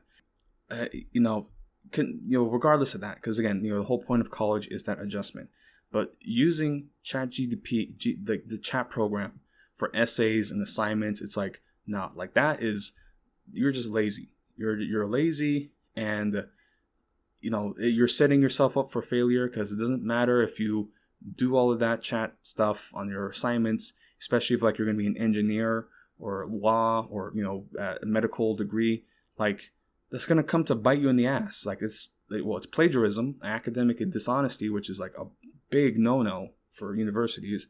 But it's like, if you somehow manage to like pass the bar and all that stuff, just using ChatGPT, the chat program, and then like you're actually in like a real situation and it's very obvious that like you're not qualified, like that's gonna bite you. Like, you could go to jail for perjury and all that stuff. Anyway, so kind of got off track on that. But the idea of using AI programs, digital like script writing, the digital like image capture, and like having people like with these avatars. And I'm not talking like motion capture, because motion capture, there's actually like a human person being modeled. Okay, like there's actual acting. That's why like Avatar, some people like to hit on Avatar, and it's an easy target, but still, like, even with all that technology and CGI, there are human actors. Okay, and you have the human face and emotions. When Natayam dies, like, and you see the reaction from everybody, especially Natiri, like, that's a human person screaming and crying. Anyway, it's it's like, again, they don't view art as like something sacred that has to have like some sort of purity and integrity. They just view it as a product. So if they can push out something, again, like this Flash movie that came out, Ezra Miller's problems that were, making things bad. It's like they did all of this, and like the Flash is like coming out as like the worst flop ever for the DCEU studios. I mean, it still made millions of dollars. That's the crazy thing. It's like this. It still made millions of dollars, and it's still a flop. That's fucking like what? Like, I just. And then you see some other like big budget movie studio. Like, I was reading about The Creator, which is coming out. And looks like a pretty cool sci-fi movie. That budget is like 80 million. So like even if it has like a pretty weak opening, like it could easily clear 100 million. Like, dude, like. And it's it looks good. Like it might get a pretty good opening for that. So, I mean, again, it's like for these studios, they're creating their own problems by like creating these big budget unsustainable projects, especially since like they have to cut other movies to release this one. Like they cut Batgirl, right? Like they were doing all sorts, like, I mean, they were in post-production. They were well into post-production when they cut the film. Like, dude, like, wow. My goodness. So, that's the entertainment. But, one final point that I want to bring up, because, you might think, oh, well, it's whatever, it's Hollywood. But it's like, a lot of people right now, the only thing that they're looking forward to is, like, a movie or a show, So, like, when you take that away from people, or at least, when the quality is so bad, like it's noticeable, it's like, what do you think? Like, I don't know what's going to be the implications of that. Because, I mean, Hollywood is literally like the bread and circuses. Like, we have sports, we have, these movies and shows that are to distract the people. But it's like, what happens when you take that away? Like, I don't think any good things are going to happen. Because, I mean, people need to be distracted. So, when they don't have their shows and movies, or at least, the quality is very noticeable. Like, even, like, regular people are like, what the fuck am I watching? Like, I don't know. Like, that could lead to something. I don't know what it would lead to, but it would have an effect. It would demoralize the population. And then they could be more susceptible to some other radical forces, extremist forces. So, anyway. So, just talking at least on the writer's strike. And there's also, like, an upcoming Teamster strike. So, I'll comment on that once the deadline passes, because they're going to strike in August. So we'll see. That, I mean, I want this to snowball, and I want as many strikes as possible, because like the people need to wake up. Okay. And it's surprising to me how we have all these labor movements that are happening in the wake of COVID, and you don't really hear any talk about it. It's just like, it's really hushed, because again, they don't want people to be inspired to rebel and to strike and to demand for better conditions and better benefits and better pay. Again, every strike boils down to the bosses holding out on the workers, okay? Because if the workers were getting a fair wage and a fair pay, they wouldn't be striking. There you go. It's like the problem has already been solved. Like, just pay the workers better. It's just crazy. Like, everything that we talk about, these social services and benefits and programs, it's like, they could be easily funded, and the rich could still have a pretty good chunk of the pie. They could live very comfortably, and we could live comfortably, but they're not interested in that. It's just complete domination. So that's like, oh no, we need to work with capitalism. No, man. Like, it's inherent domination and exploitation. Anyway, so that's the writer's strike that's happening, and some other strikes that will be coming down the line, hopefully. So here, at least, this isn't exactly like the biggest like political issue here, or domestic issue here, but I wanted to at least talk on some like local stories that had happened. So this one is concerning, to do with the military, and again, this just shows how pervasive these sort of operations are. So out of Camp Pendleton in California, there was a 14-year-old found in the barracks, so a Marine barracks. Like, this is fucked up, man. And not too long ago, this isn't like a one-off thing. Like, there was like a couple of years ago, like a couple Marines were arrested for human trafficking. Like, dude, like crazy. Like, again, this is pervasive. It's in the military. It's in the police. In fact, okay, let me go. There's another story about like this Chicago police station. Okay, let me focus on the let me see here. So, okay, because I was talking about Camp Pendleton, but I'll talk about this other story in Chicago.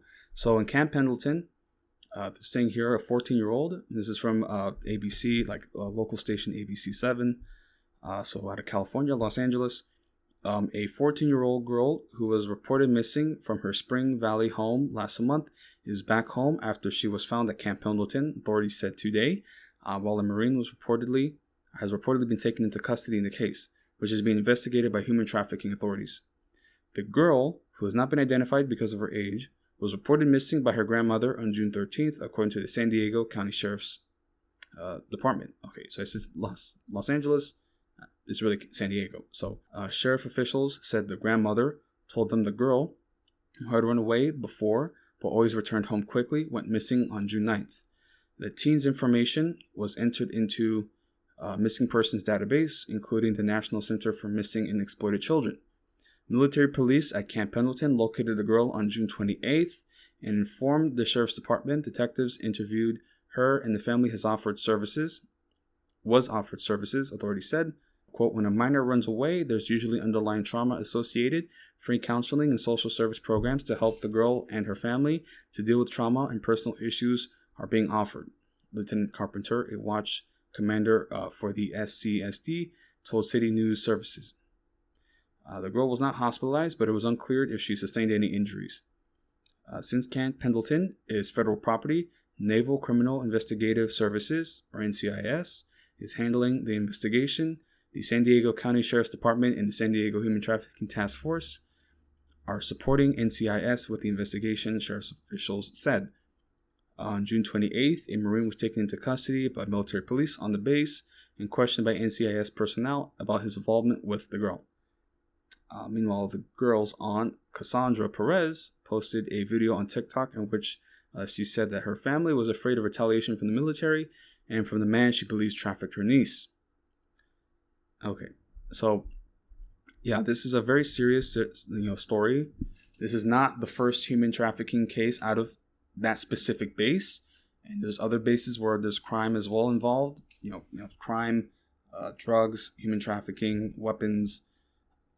Yeah, man, like it's pretty pervasive. It's the gang activity, black market activity in the military is a lot worse than most people are talking about. And then also in the police as well. But yeah, this girl, they said from June 9th to the 28th. So practically, 19 days, 20 days. And who knows what was happening during that. Again, she was being sold for sex, they're saying. So, I mean, that's fucking gross, man. Like, and again, this is in the military. And again, you can read up all kinds of stories about, cover-ups of like murders and rapes in the military. Yeah, man, it's fucked up, bro. It's really fucked up just reading about this sort of stuff. And it's not surprising. It's just like, this is, yeah, man, like this sort of thing already happened in that base. So, yeah, man, it's fucked up. It's unbelievable that this sort of thing happened.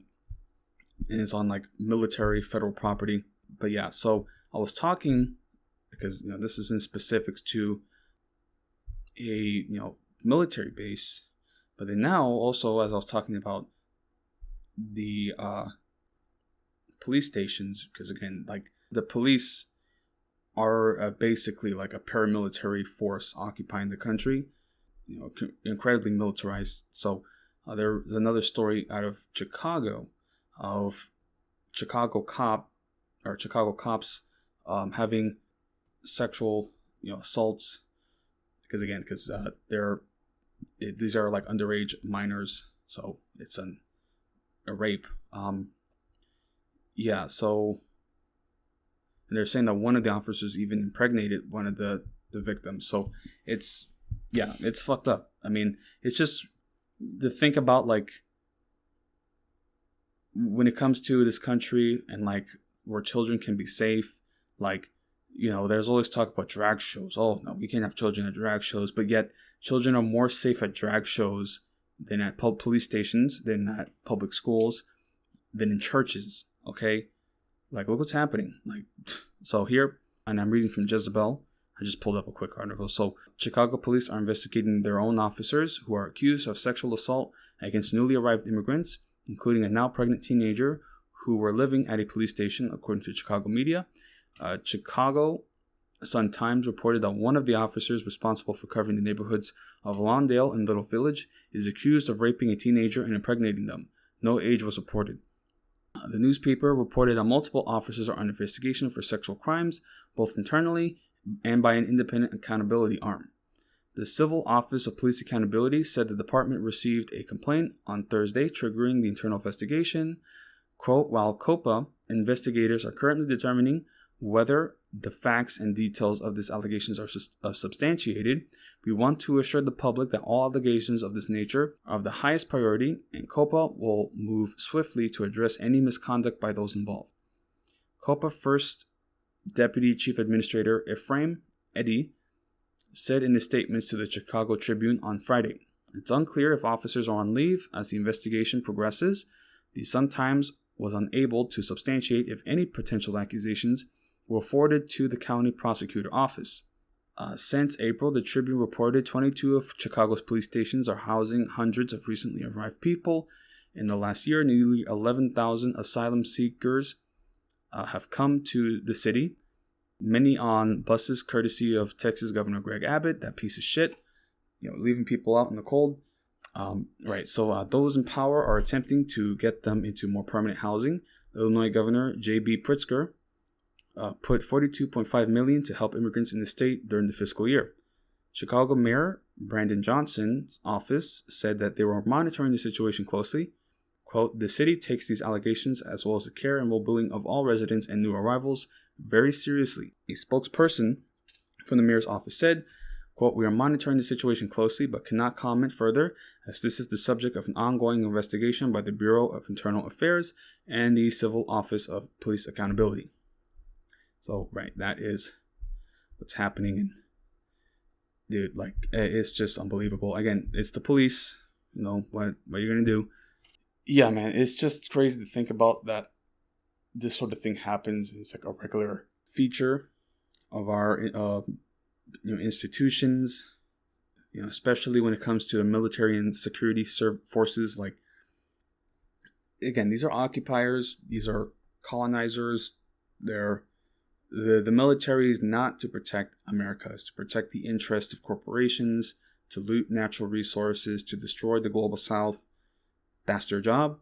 The police are here to domestically. So we have the military are the police for the world, and the police are like the military for internal subjugation. Anyway, they're all working at the interests and behests of these corporations. Protecting property, squashing labor disputes, strikes and such. Again, dude, not too long ago, the railroad workers were about to go on strike. If they had actually followed through on that, the police would have broken down doors and forced people to go to work. That's what would have happened. So, again, it's all this talk about whenever, you don't need a gun because you just need to call the police. It's it's all the police need is an order to ruin our lives, and you honestly think they're gonna no, I'm gonna conscientiously object to this. You're no, man. If they get the orders, especially since we're Hispanic people, and I'm talking about when I have family discussions, I'm we're Hispanic people in this racist state, okay? And if the orders come through by the police to round us up, they will do it. There's no objections, okay? Who do you think is going to carry out these orders and round people up into boxcars? Hello? These people, they want to start a Holocaust. I'm not being hyperbolic. Unbelievable. So, that's I was talking about human trafficking, but again, there's other aspects within the police and military that are involved in the black market. They're very much,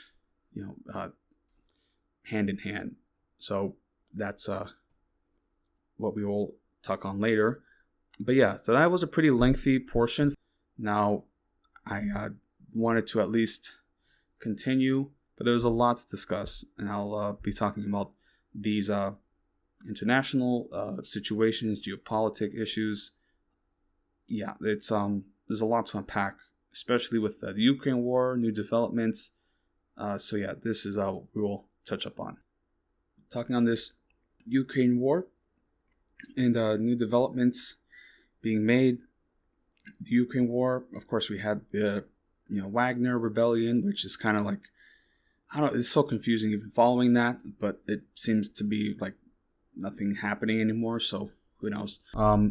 At least, the Wagner troops, they're reported to be in Belarus, so they're training Belarusian troops. I don't know if this means that there's going to be a planned Belarusian invasion of Ukraine. That I don't know if that's the case, but anyway, like, we're just following that. But Ukraine is also, on the one hand, is doing their own moves, making their own moves, and there was the long-awaited counteroffensive that was supposed to have come through, and I don't even know what the status of that is. Like, they haven't made a breakthrough. They've liberated like some villages, but it's very obvious that this counteroffensive is not working. Very obvious, because in this sort of warfare, this style of warfare, you have to break through fast. Okay, you can't be ground down. Okay, and that's what's happening. Okay, Ukraine doesn't have the industrial capacity or the manpower to sustain long-term losses like this, intense losses, because the fighting is very intense. Again, I don't know what the end game is. They're just like, oh, we gotta fight, and all this duty and honor. It's fucking horseshit. And again, I talk about this on Twitter. I make my comments because I'm like, I'm not supportive. I mean, it's not that I want Ukraine to be completely occupied, but it's like, this is a waste of resources and time and lives. And they're not even attempting to make any sort of peace agreement. Like, okay, fine. Like, we can't take these lands back. So they're already majority Russian.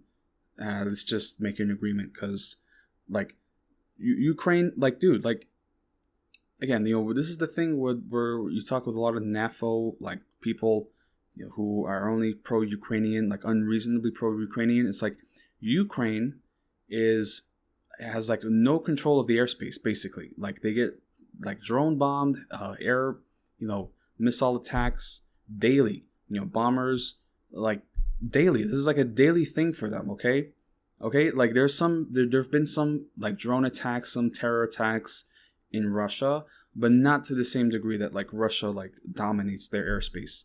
Like, dude, come on, man. It's unbelievable, like, the callousness of this war, and how Ukrainians, they truly think that they're going to gain something from this, when, like, again, if they take back Crimea and the Donbass, Luhansk areas, all those occupied areas, like, their country will still be devastated, and it would need billions of aid from the United States. And like, again, we just had another aid package.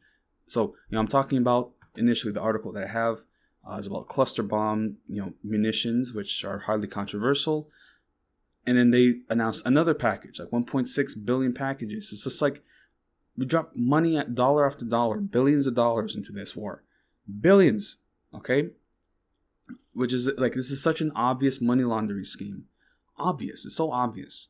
But again, people are hung up on honor and duty, and you have to fight, and it's like, it's just, it's such a waste, man. Again, I saw this video of these like soldiers walking through a mine, trying to clear a mine, and again, people were like, wow, what brave souls, and oh man, so much sacrifice. I'm like, this is a travesty.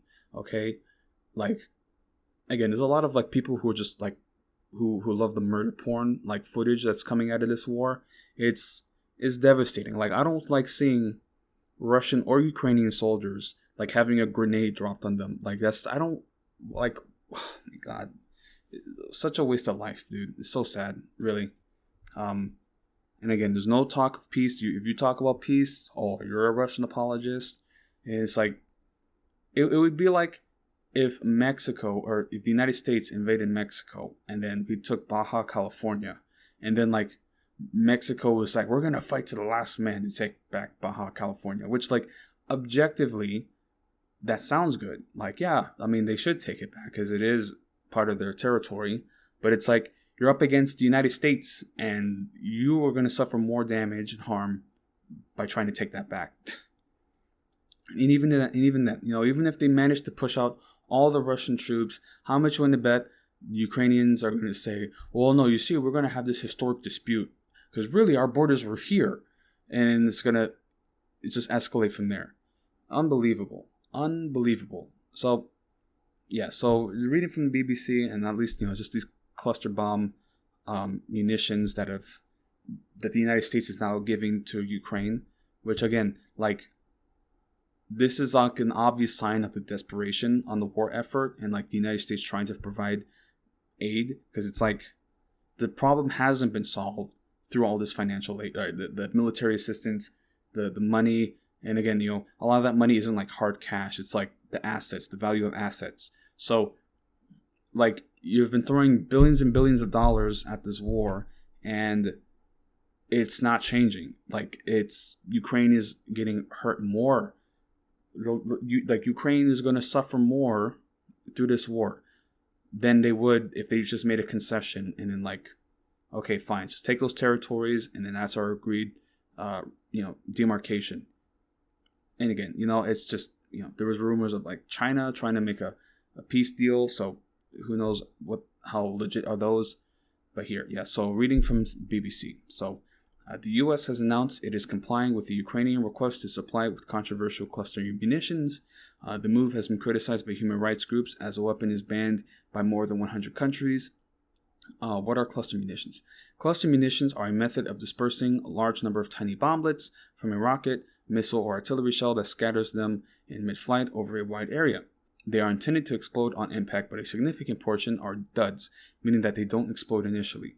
This happens especially if they land on wet or soft ground. They can then explode at a later date or by being picked up or trod on, killing or maiming the victim. And these are usually children that get hurt by this. So from a military perspective, they can be horribly effective when used against dug-in ground troops in trenches and fortified positions, rendering large areas too dangerous to move around until it is carefully cleared.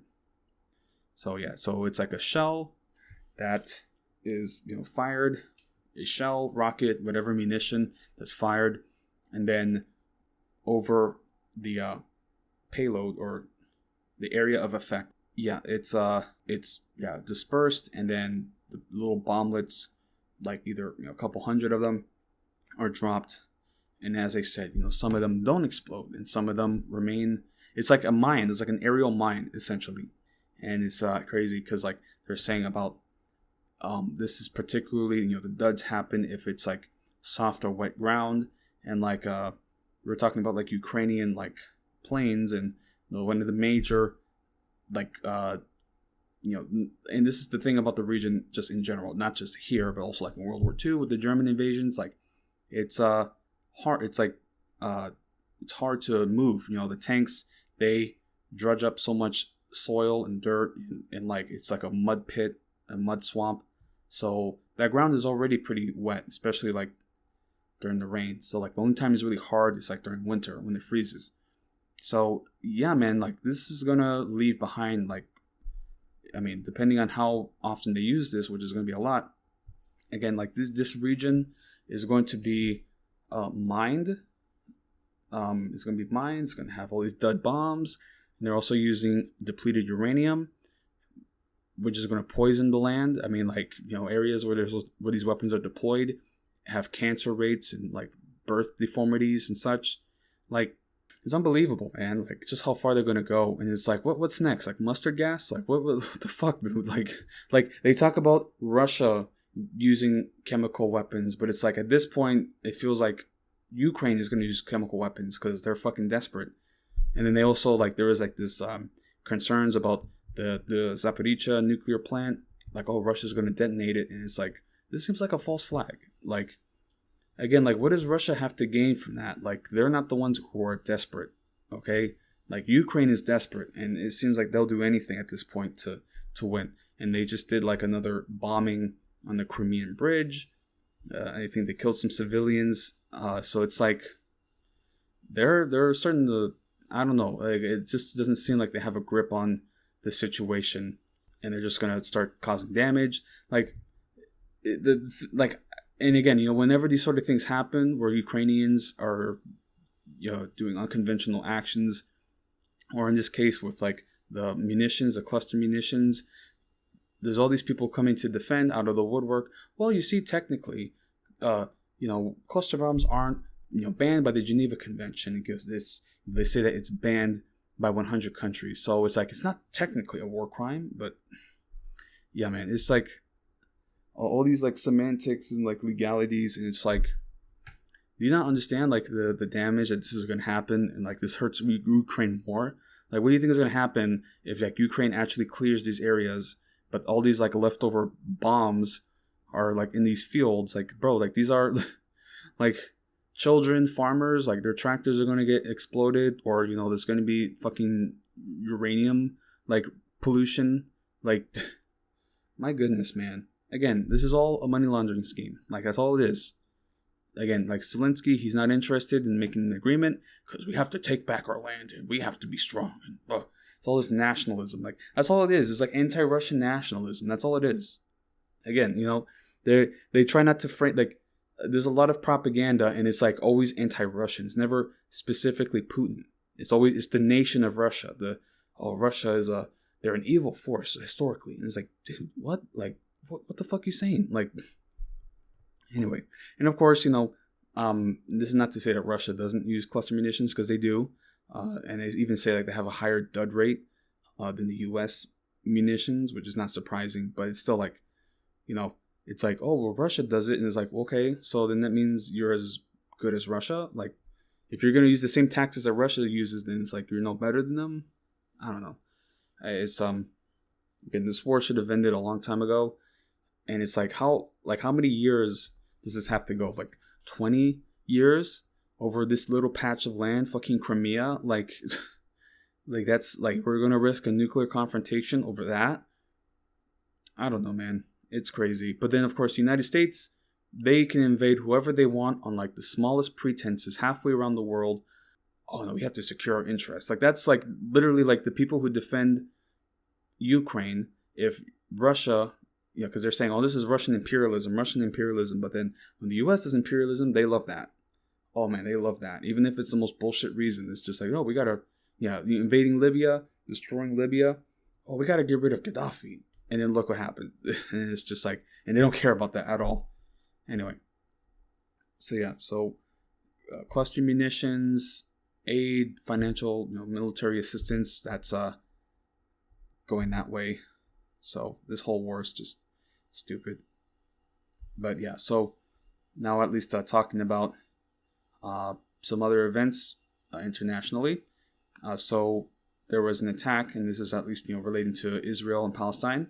So in Israel, or Palestine, because Israel is fake, but Palestine in the West Bank, the city, and I say city loosely because it's really a refugee camp that just developed into a city, of Jenin, which had already prior had like big clashes and raids, but over the last couple weeks, July 12th at least, not such just the article date, but over the last couple weeks, there was an attack.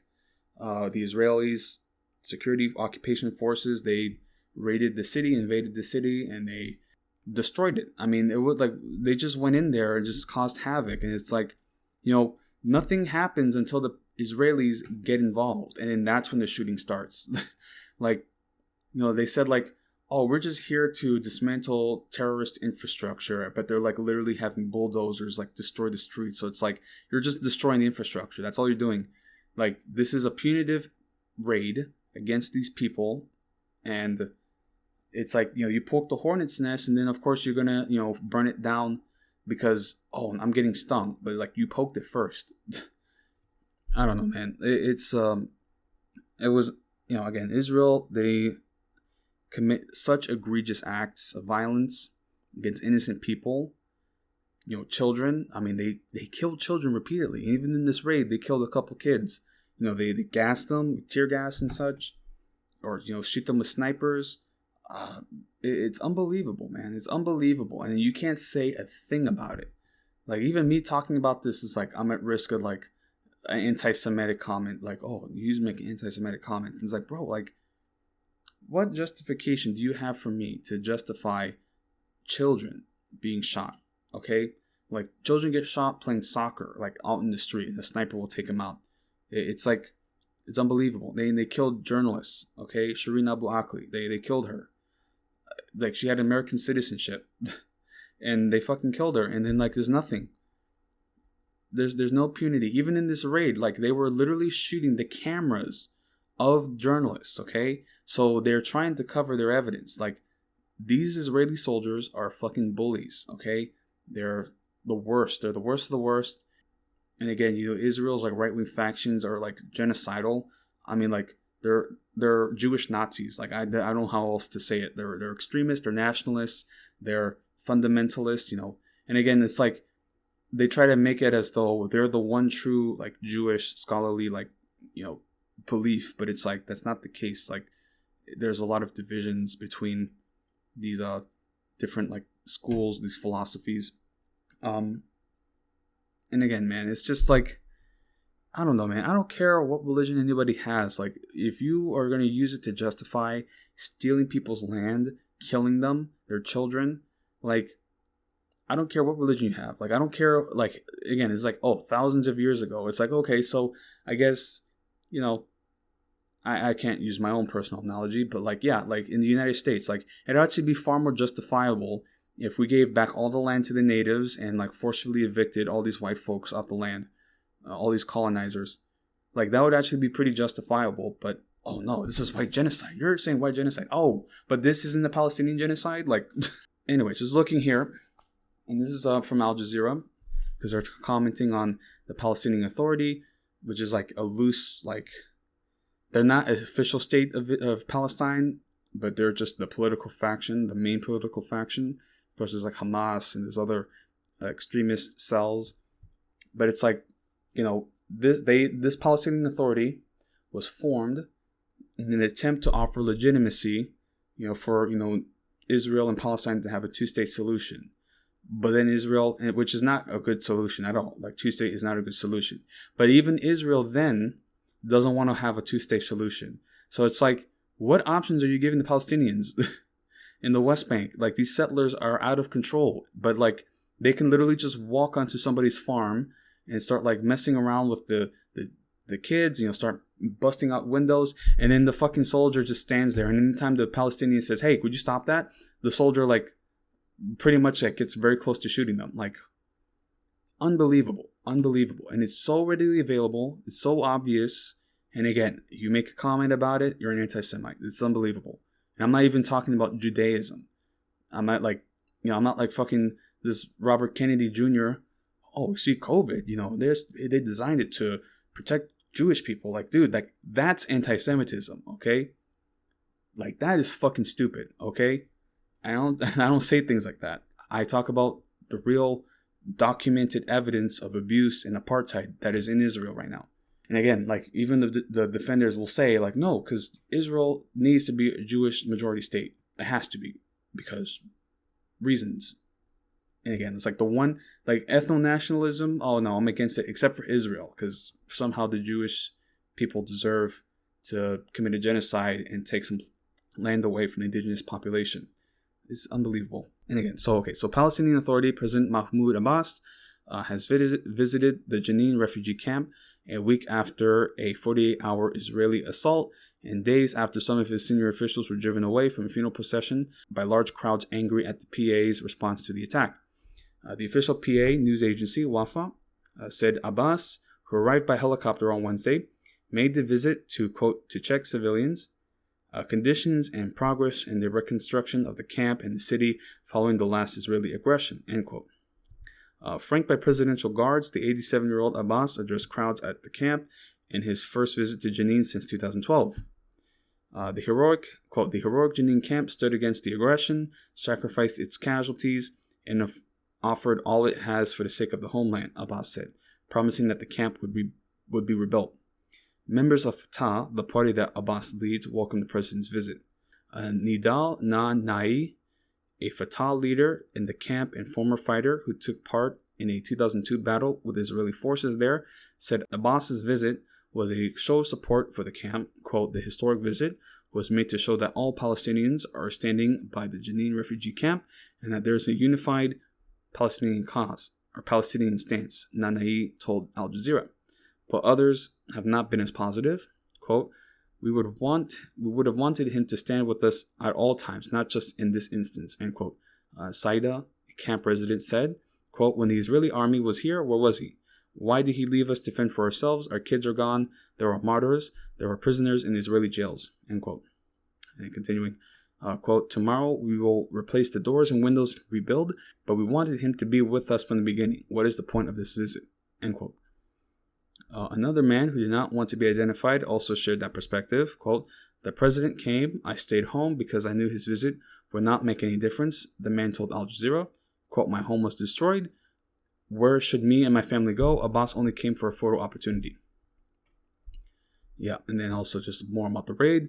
So last week, Israeli forces launched the largest attack on the Jenin refugee camp since the 2002 battle. Drone-fired missiles and hundreds of soldiers pounded the camp for 3 days, killing 12 Palestinians and including 3 children. At least 3,000 people fled their homes, while dozens of houses were shelled, and widespread destruction was caused to roads and other infrastructure. Soon after the raid, 3 top officials, Fatah officials, including Deputy Chairman Mahmoud Alul, visited the camp only to be driven away from a funeral by mourners chanting, "Get out, get out." Their anger highlighted the deep unpopularity of the PA, particularly in the Jenin refugee camp. Over the past 2 years, Israeli forces have launched a series of deadly raids on the camp, as well as other areas in the northern occupied West Bank, while settler attacks have increased. This has led to increasing criticism of the PA for its perceived lack of ability to defend or protect Palestinians. So, and again, like, Shireen Abu Akleh was killed in Jenin. So, like, this is like they keep going in here and killing people, and it's like a grass cutting operation. That's the whole point. Is to like just like, oh, they're getting some stability. Oh, okay, then it's just let's go in there, destroy it, and then we'll undermine them and make the situation worse. And of course, this is like an area of the world where like the life expectancy is like this is like one of the lowest areas where you have life expectancy, where like if you're born as a child here, like chances are you can be dead before your 20s. Like it is so bad. Like it's so bad. Okay. And then of course you read stories about like the water situation, like Israel deliberately holds out on water, or the vaccine, like there are other issues like medicine and such. Like, what is the point of doing this if not genocide? Okay, this is unnecessary cruelty because it's a fascist society that needs an other to attack to justify their militarism and their extremism. They need them there. Okay, they're not interested in a 2-state solution. They don't want a 2-state solution. That's the whole point of this Palestinian Authority, was so that there could be a demarcation of, okay, Palestine is West Bank and Gaza, and then Israel is Israel. But they don't even want that, because of course if they had to actually recognize Palestine as a sovereign state, then they couldn't continue doing these raids and these killings and bombings. So it's like it's very obvious that Israel is not acting in good faith. And again, like like it's funny because like with these like Oslo agreements, like literally like the president who signed that, the Israeli president, his name escapes me. Hold on, let me pull this up. So 93 Oslo Accords. Let me see here. I think I have the right guy. Let me see here. Okay, so this is 1993, signed between Yitzhak Rabin, who was the Israeli prime minister, and then there's also Mahmoud Abbas, who is a PLO negotiator. But there was also let me see who else. I don't know why his name is escaping. Yeah, Yasser Arafat. Yeah, so there was also an agreement with Yasser Arafat. So this was deeply unpopular because the PLO had always been like a terrorist organization. Like, the PLO did that Munich attack. Like that is like they're hated. Let me see as well. So Munich attack, 1972, Munich massacre, where the Israeli athletes were killed, Olympic athletes. Let me see who else. I want to see specifically if this was Palestinian, or the PLO. Okay, so it was Black September. So that's a separate military group. Okay, so not necessarily the PLO, because the PLO was involved and they were based out of Lebanon or other places. So the PLO, Palestinian Liberation Organization, but they have been involved in attacks and wars and you would characterize them as, terrorist bombings. But again, it's like the Israelis started this violence. So the Palestinians are fighting for their survival. They have no choice but to take these measures.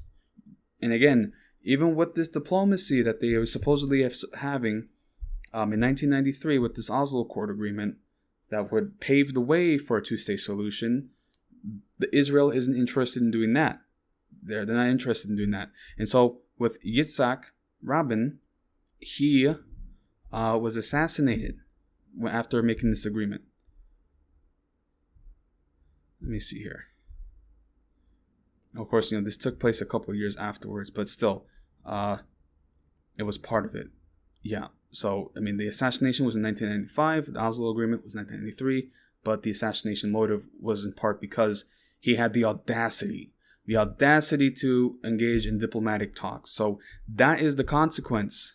So it's not just like, oh, it's Netanyahu and his right-wing government. No, this is the consequence, and this is the society. The whole society is in on it. The whole Israeli state is in on the Zionist project. And it's so funny, like there was I was watching this video from like the Jubilee video where they try to have like, oh, this again, it's like one of these like millennial media shows where it's like, oh, let's just get people from different backgrounds and let's have them talk, but it's like done in the most unprofessional manner. And so they brought Palestinians and Israelis, and they said, oh, let's try to find an agreement in this like 20-minute conversation. And it went about as you would expect, because immediately the Israelis were like, well, first off, it's not your land. And already like the conversation's done. Like the Israelis have this entitlement to this, like, oh, it's an ancient blood right to this land. Like, who fucking cares, dude? Like, you could have happily moved to that area and not just completely colonize it and displace those people. But no, oh no, we don't want to live around Muslims and fucking, Arabs. No, we don't want that. We have to deliberately, like, massacre, the Nakba, right? Massacre entire villages, displace millions of people. Like, unreal. It's crazy. And again, the consequences of that are so far reaching. Like, I was, when I lived in St. Croix, growing up, there was actually a pretty, like, big Palestinian community. I mean, at the time I didn't know, but, now looking back on it, it's, like, kind of crazy to think, like, some of the stories, and, and they were well-to-do. I mean, these people were, like, business owners, so it wasn't like they were doing good. So it's like, but, when I talked to one of them about their story and their grandparents and, like, just, like, what they had to escape and how, like, they, like, for them, it's like a survivor's guilt, because they're like, I'm only here doing well because I just got lucky, but I could have very easily been like, because they have cousins. They have, like, dude, I couldn't imagine my cousins living in a situation like that. I'd be so fucking infuriated. Oh my God. You imagine, like, your fucking cousins are living in a fucking war zone, and then, like, if you try to criticize it, you're the bad guy. Unbelievable. So, again, that's at least talking about this Israeli raid on Jenin, and the damage done there. Just crazy damage. I mean, this is like, again, they're saying that one of the biggest raids since 2002, and again, like, Israel's going to ramp it up. Again, I heard there was, like, some other raids in, like, Nineveh, like, again, Bethlehem, Nineveh, somewhere else. Like, it's so funny. Again, Bethlehem. Okay, this is the birthplace. Nazareth. Yeah, Nazareth, Bethlehem. These are all occupied areas where Jesus, like, literally lived. And again, there's like a whole border wall and, like, checkpoints and fucking, like, military security. And this is, like, literally where Jesus, like, walked. Like, dude, like, unbelievable. And again, the only reason why Israel is even, like, allowed to exist like this is because these evangelical Christians and these doomsday cultists, like, they think that, oh, Jesus is going to resurrect and there's going to be the Battle of Megiddo, and it's just, like, all this prophecy and bullshit. And it's literally, like, the consequences of this are, like, affecting the lives of millions of people. And again, this is, I don't want to sound like a Reddit atheist, but it's like, this is literally why atheists are so hard about religion. Because all this shit that's happening in Israel and the Holy Land is because of religion. It's not even resources. Like, dude, oh man, but it just shows how powerful like the human mind is, and like, you know, what people are willing to do for a cause that is like a figment of our imagination, like crazy. But I mean, I'm saying it's fake, but for them it's very real. Like I could get killed for saying these sort of things, you know? It's like, dude, like, I mean, not that my life is actually in danger. I'm just saying, like, if I was in the wrong place, I could be in trouble. But anyway, and so continuing here, at least just some other stories, international stories. So touching up on, you know, Russia and China and their relations. Again, you know, this Ukraine war has had an effect. And of course, you know, people are talking about whether Ukraine and China or Russia and China, what the relations are going to be. But, you know, the West has had all these sanctions against Russia, which means now that Russia is going to turn to China. Like, China's like, we don't have any issues with this. China just wants to do business. So they're like, okay, more for us, you know? And they're getting closer. They're getting closer. And, you know, closer economic ties. Like, it's funny because, like, China historically had been, like, the place where we had sent our natural resources, and then their industry is, you know, going to, you know, process that, and then we get the consumer goods. But now that sort of dynamic now is happening with Russia. Russia's now sending their natural resources to China, and then China is churning out consumer goods. So, like, dude, like, I don't know. I'm not going to say that they're allies or they're best friends, but they have common interests, and it's very obvious that they're being pushed together because, like, the West and NATO are, like, encircling them. And of course, you know, we have Taiwan and the South China Sea issues there. I mean, like, this would certainly be an alliance of convenience. You know, it's not an alliance of, like, oh, we genuinely like each other, but it's like we're getting encircled and we have no choice but to work together.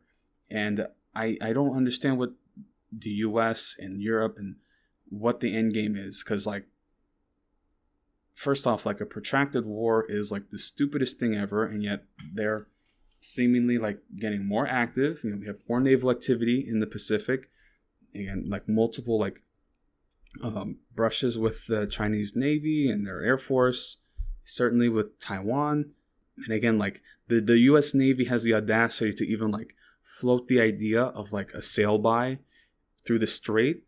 But, like, if Russia and China did, like, put their fleet in between, like, the Cuban Channel, like, between Cuba and Miami, like, that would be, like, a major, like, dude, these fucking Republicans would be like, we gotta fucking glass them now. This is unprecedented, unbelievable. But we can do whatever we want to them. It's like, again, a lot of Americans are not concerned with being an equal partner, an equal nation among the world stage. Too many Americans are interested in America first, and America should dominate. Okay? And it's not even like, oh, America should dominate and then we'll all have prosperous lives. Because it's like, again, they defend the status quo, and it's like, it's the people who are heaviest with this defense are also the people who are, like, working class, who are, like, being the most abused by the American system. It's so crazy. Like, I talk all the time with my mom. I'm like, every problem that we're dealing with is because of America. Okay? And we don't deserve this. We don't deserve to be struggling like this. And she's, again, she can't say anything else but, no, we just got to work and we got to pull ourselves up. But it's like, but it's not going to happen. It's not going to happen. No matter how hard we work, we're going to fall further into poverty. Like, that's just the fact of it. You know? Again, I try to work where I can, but it's like, dude, like, I'm not the only one who's struggling like this, man. This is like, again, like 60-80% of working people are paycheck to paycheck. Okay? It's like, you cannot sit here and tell me that this is a normal economy. It's economic cannibalism. Like, it's unbelievable. So, at least talking with Russia and China, because, again, everybody's like, no, we can't let Russia and China win. And it's like, they're not even interested in world domination. And again, we project all this fucking bullshit onto Russia and China like they're going to rule the world. It's like, no, dude. Like, you're not going to get colonized by fucking, like, Han Chinese people, and then your children are going to speak Mandarin. Like, that's not gonna happen. It's unbelievable, man. Again, like, why people project all the horrific bullshit they've done onto other nations, because that's the only way they can justify and rationalize their actions. Like, no, of course, yeah, given any opportunity, other nations would genocide and colonize the world. Anyway, so yeah, reading from Reuters, at least on these joint air and sea drills, and these are like the first time that Russia and China are partnering since this Ukraine invasion. It's just like a sign of, like, you know, the cooperation. Like, they're obviously getting closer together, but it's only because of this external pressure from the West. So, reading here from Reuters. So, a Chinese naval flotilla set off on Sunday to join Russian naval and air forces in the Sea of Japan in an exercise aimed at, quote, safeguarding the security of strategic waterways, according to China's defense ministry. Codename Northern Interaction 2023, the drill marks enhanced military cooperation between China and Russia since Moscow invasion of Ukraine, and is taking place as Beijing continues to rebuff U.S. calls to resume military communication. The Chinese flotilla, comprised of 5 warships and 4 shipborne helicopters, left the eastern port of Qingdao and will rendezvous with Russian forces in a predetermined area, the ministry said on its official WeChat account on Sunday. On Saturday, the ministry said Russian naval and air forces will participate in the drill taking place in the Sea of Japan, and this will be the first time both Russian forces take part in the drill. State newspaper Global Times cited military observers are saying. Grumki and Sovershiny, 2 Russian warships taking part in the Sea of Japan drill, had earlier this month conducted separate training with the Chinese Navy in Shanghai on formation movements, communication, and sea rescues. Before making port at the financial hub of Shanghai, the same ships had sailed past Taiwan and Japan, prompting both Taipei and Tokyo to monitor the Russian warships. Days before Russia invaded Ukraine in February 2022, President Vladimir Putin and Chinese President Xi Jinping declared a no-limits partnership they said was aimed at countering the influence of the United States. Yeah, so, I mean, you're getting close. They're getting closer, and there's, who knows what that bodes for the future. I mean, okay, so I have to re-record because, I thought I had, again, I was checking my recording system and it was showing the feedback, but there's actually a 3-hour limit. So, like, I talked for like almost 4 hours, and it cut off. So I was talking at least about some naval drills between Russia and China, and now I'm, kind of sidetracked because, again, I'm kind of tired. But yeah, again, that's my mistake, rookie mistake, because like I was already kind of aware of it, but I thought the recording was continuing. So yeah, it's not gonna happen again. So I was talking about the naval drills between Russia and China, and how they're getting closer together now because of this Ukraine war and the efforts by the West and the United States and just the isolation from that. But yeah, so Chinese naval drills in the Sea of Japan, joint naval drills, and just the hypocrisy from that by the West and NATO, because again, NATO, they do all kinds of drills and they always have a ship in the South China Sea, to have to protect our interests. But yeah, so that's at least with China and Russia and their partnerships that are getting closer together. And I wanted to touch up on some other international subjects. Now, another disturbance and unrest that occurred was in France. And so in France, and again, I'm going over again what I already talked about. So I'm kind of tired, but I wanted to at least get the recap of the recording. So in France, there were these riots occurring as a result of the killing of a 17-year-old, North African descent 17-year-old, due to a traffic stop, and this led to riots, really intense unrest. And this is a lot to do with us as well, because we are big on BLM and police reform, or just police abolition, really, because again, like France is like been going through a lot of unrest with like the Yellow Vest movements, these pension reforms, and the the slashing of benefits without a vote.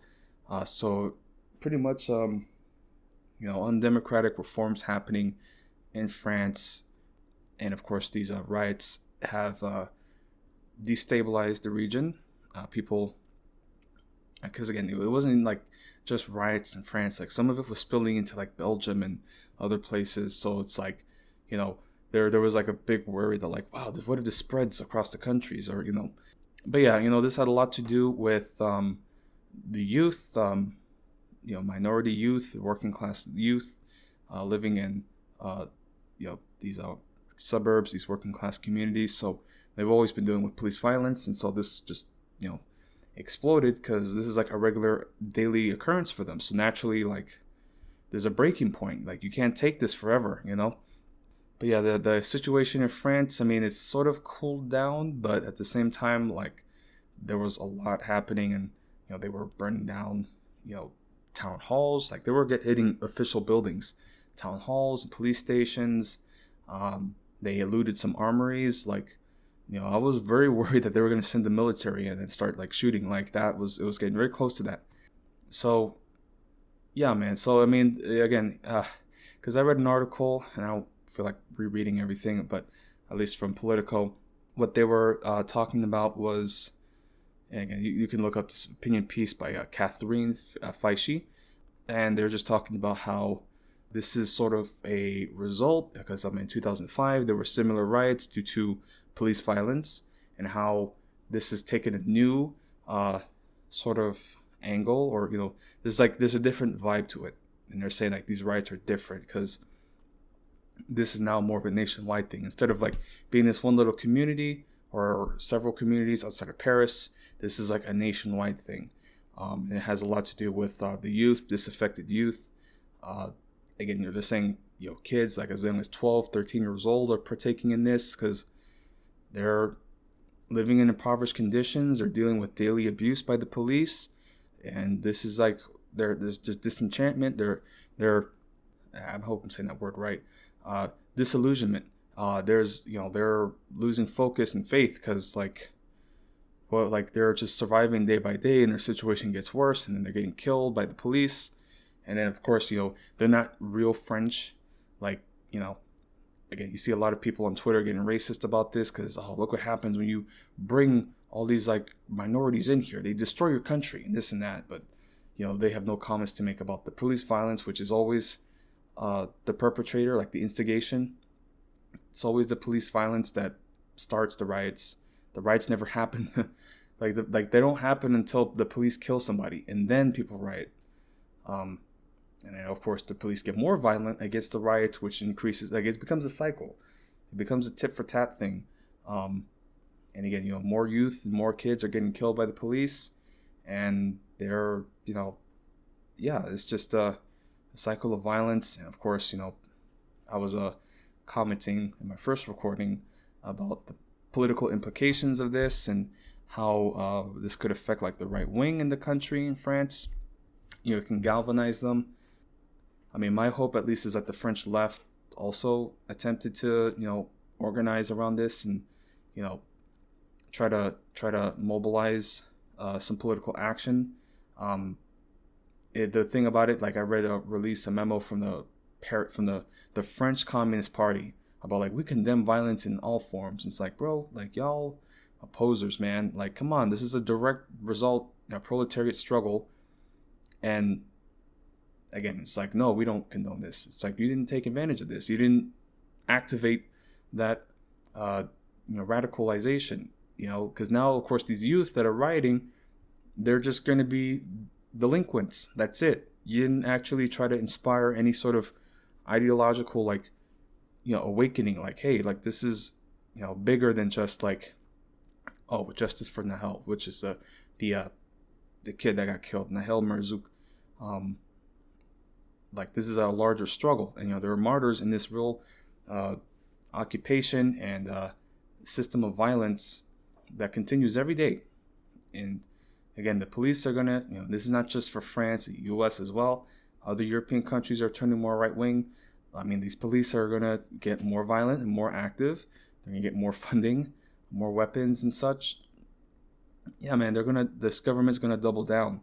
Again, France, they don't mess around. Like they'll revolt, and they'll France is like on its sixth republic. It's like, yeah, or is it the fifth republic? No, it's the fifth republic.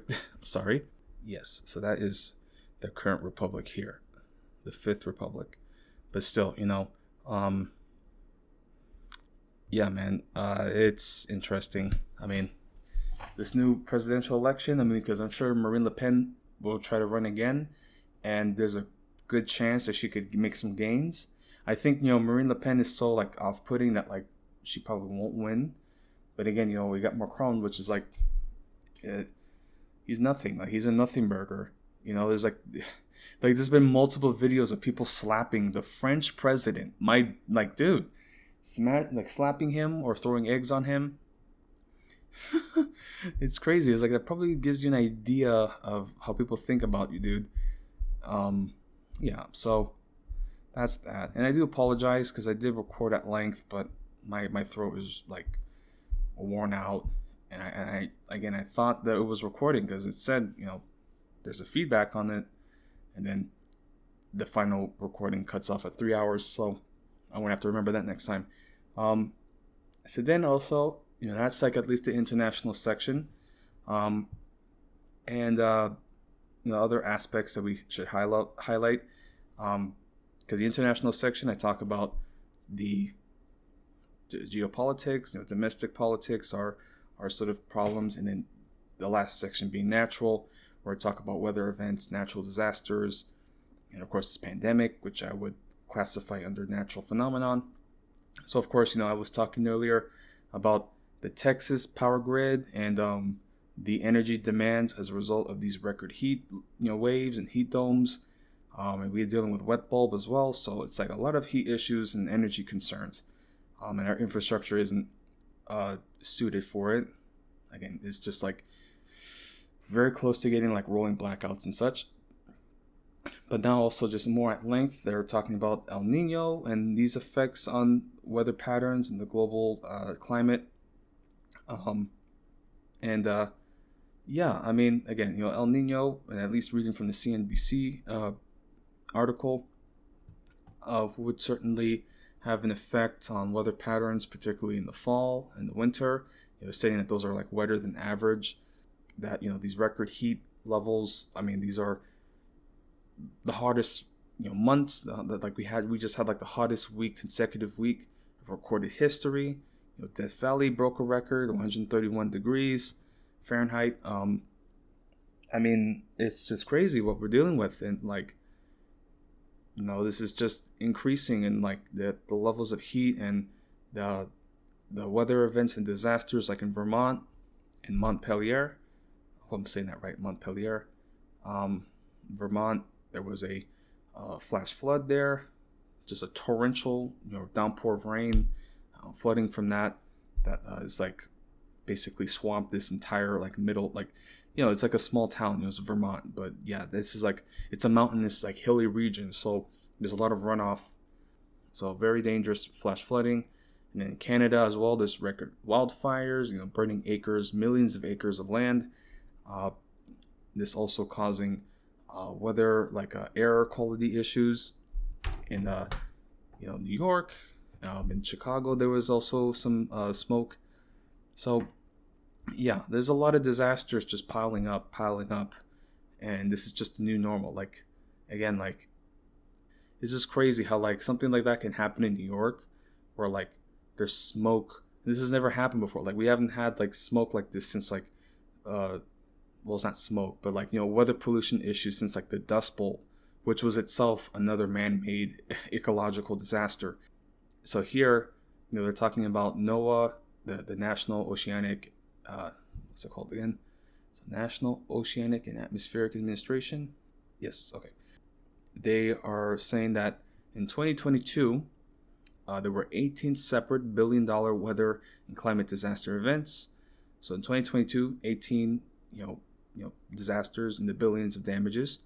And then so far in 2023, there have been 12 separate billion-dollar disasters. So we're not even like we're like halfway through the year and already at like 12 disasters, and like we're not even like in the peak of the hurricane season, because hurricane season, I would wager we're starting to get that in August and September and into October, November even. Like it's these like summer months like June, July, so far has been there's been some storms, but it's not has been any like mainland like sort of landfall. So yeah, that we're still very much in the hurricane season, and anything can happen. We're still very much in limbo. But yeah, so here just highlighting some other topics, because they go in length about the greenhouse gases, and also talking about your carbon footprint. And again, they always try to make it on individuals. So it's like, oh, well, you individually can decrease your emission footprint. But it's like, no, the corporations need to eliminate it, because that's like where the majority is. Like, just because like I turn off my lights, like when I try to conserve energy, and like at the very least, whenever it's really sunny, I only use sunlight for illumination. But still, even then, air conditioning, like it gets hot and muggy here. Like I gotta keep that air conditioning on. Sometimes it just blasts all day, because like if I just leave it hanging, again, even if I like left it at like 80, like it would still like blast at 80. It's like, it's fucking hot, man. Like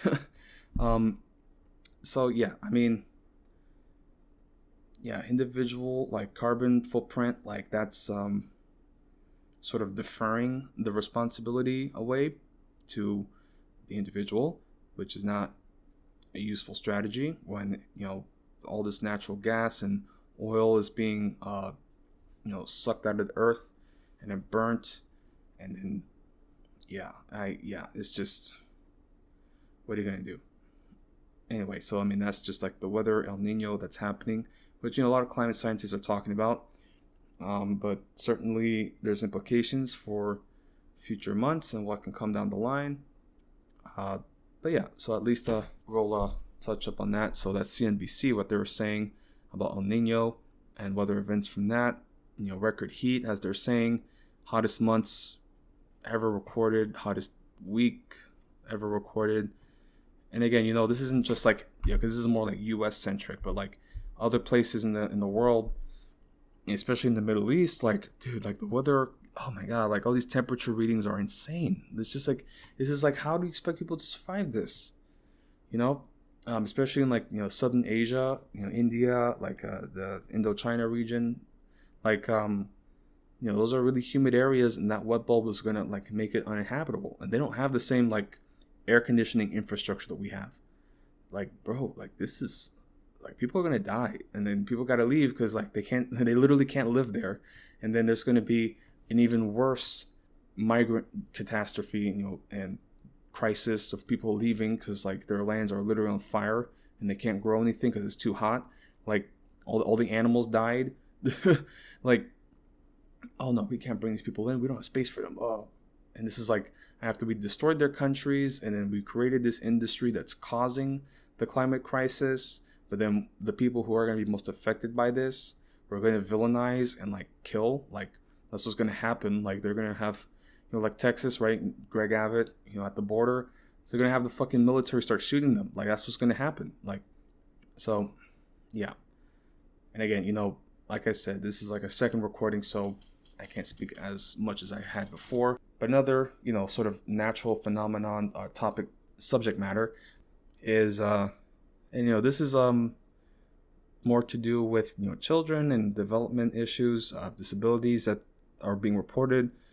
Most likely, this is due to better screening and diagnoses procedures, but also, and this is not explicitly stated in these reports, the CDC reports, this most likely has to do with the effects of COVID, and COVID affecting children, and having very, very real possibility of causing developmental disabilities. I mean, it's been pretty well researched now that there's like early onset dementia risks for adults with COVID or dealing with long COVID.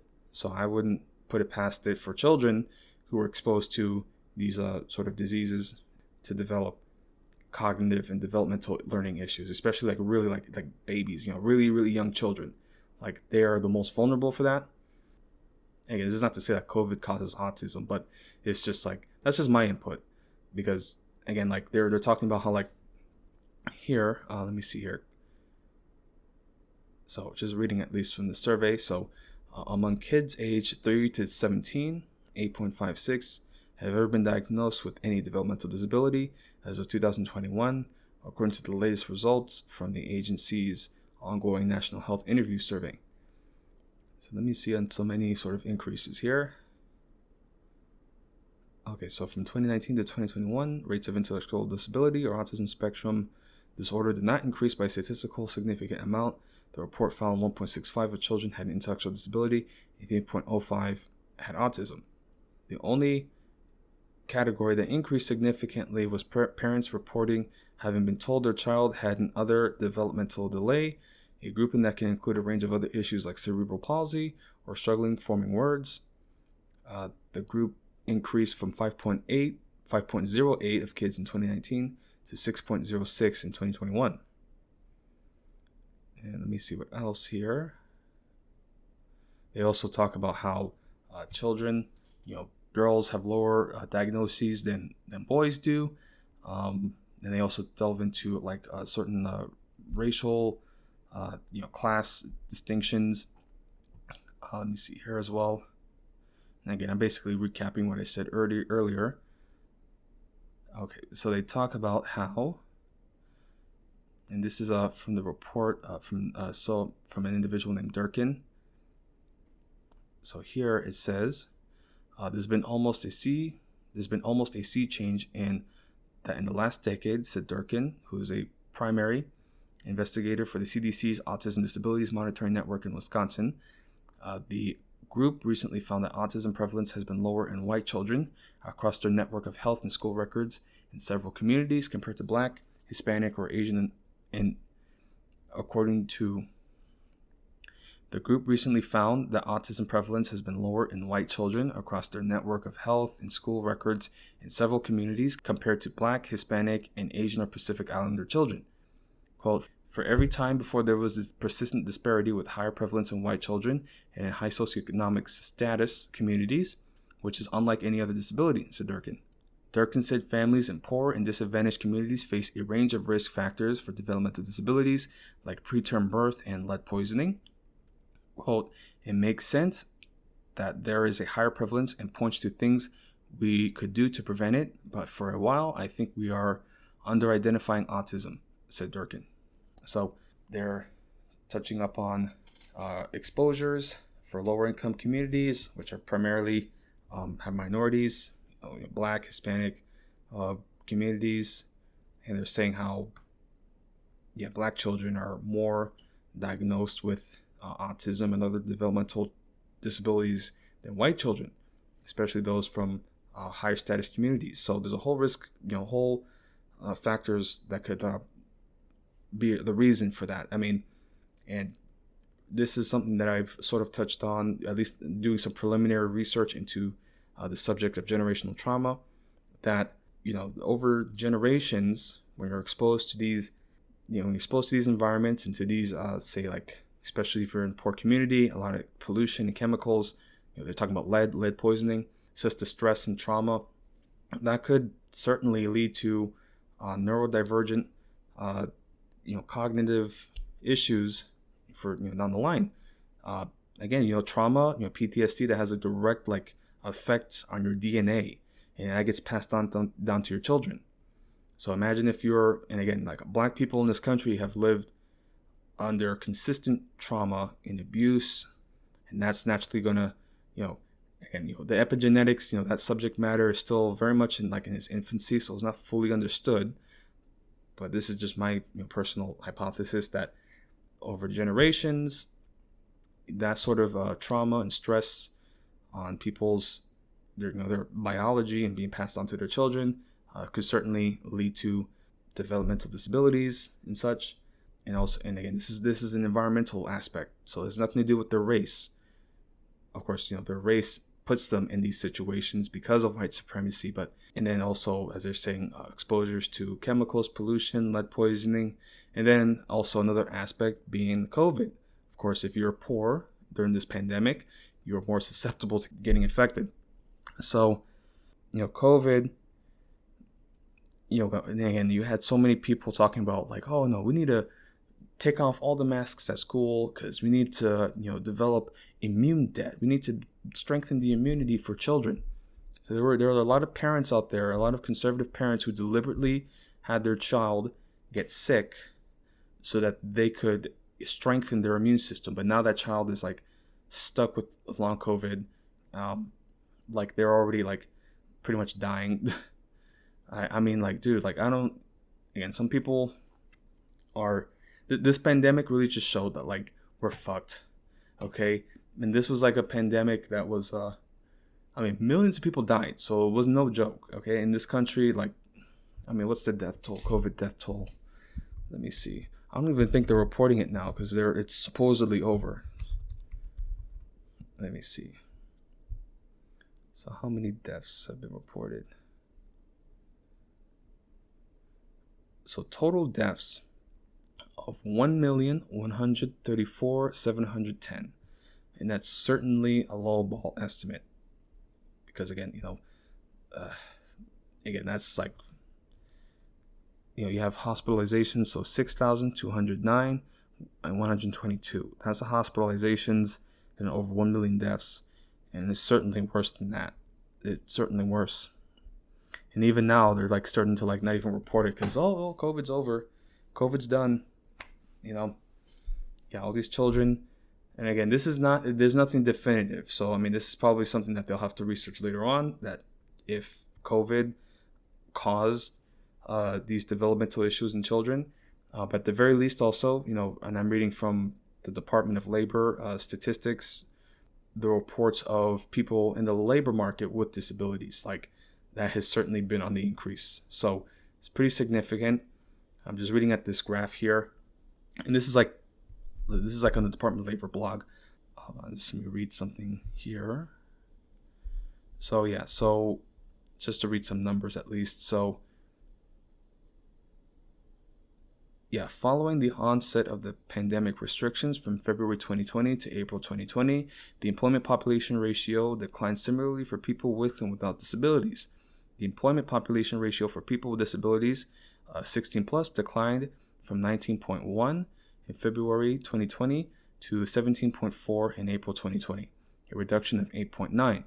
For people without disabilities, the decline was from 65.9 to 59.5, a similar reduction of 9.7%.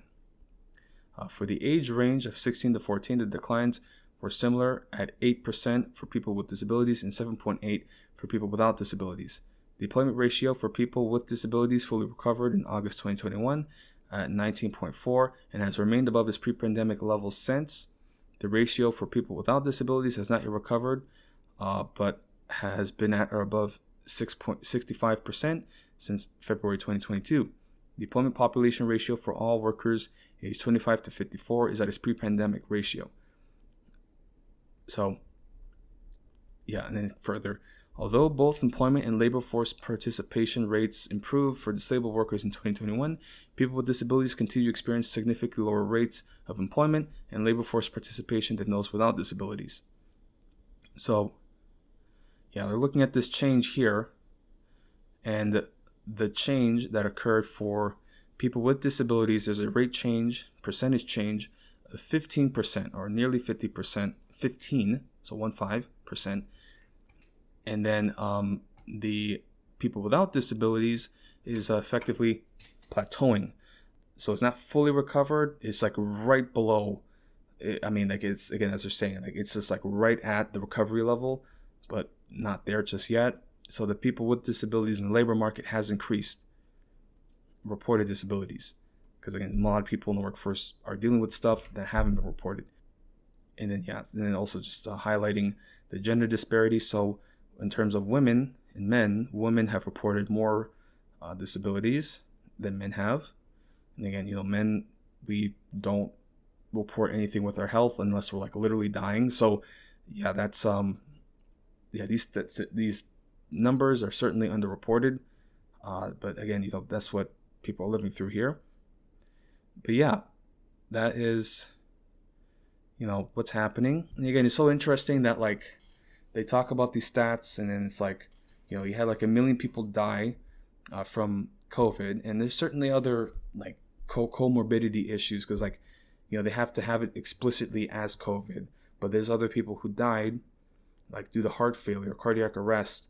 I mean, I'm sure if we looked at those numbers, like there's a significant increase, but it's reported as COVID or reported as cardiac arrest and not COVID related deaths, So like, again, that's just one example, okay? And again, I'm not going to pull up all those numbers here, but again, that's just the hypothesis that I'm throwing out there, because of course they're going to underreport the true number of people who died.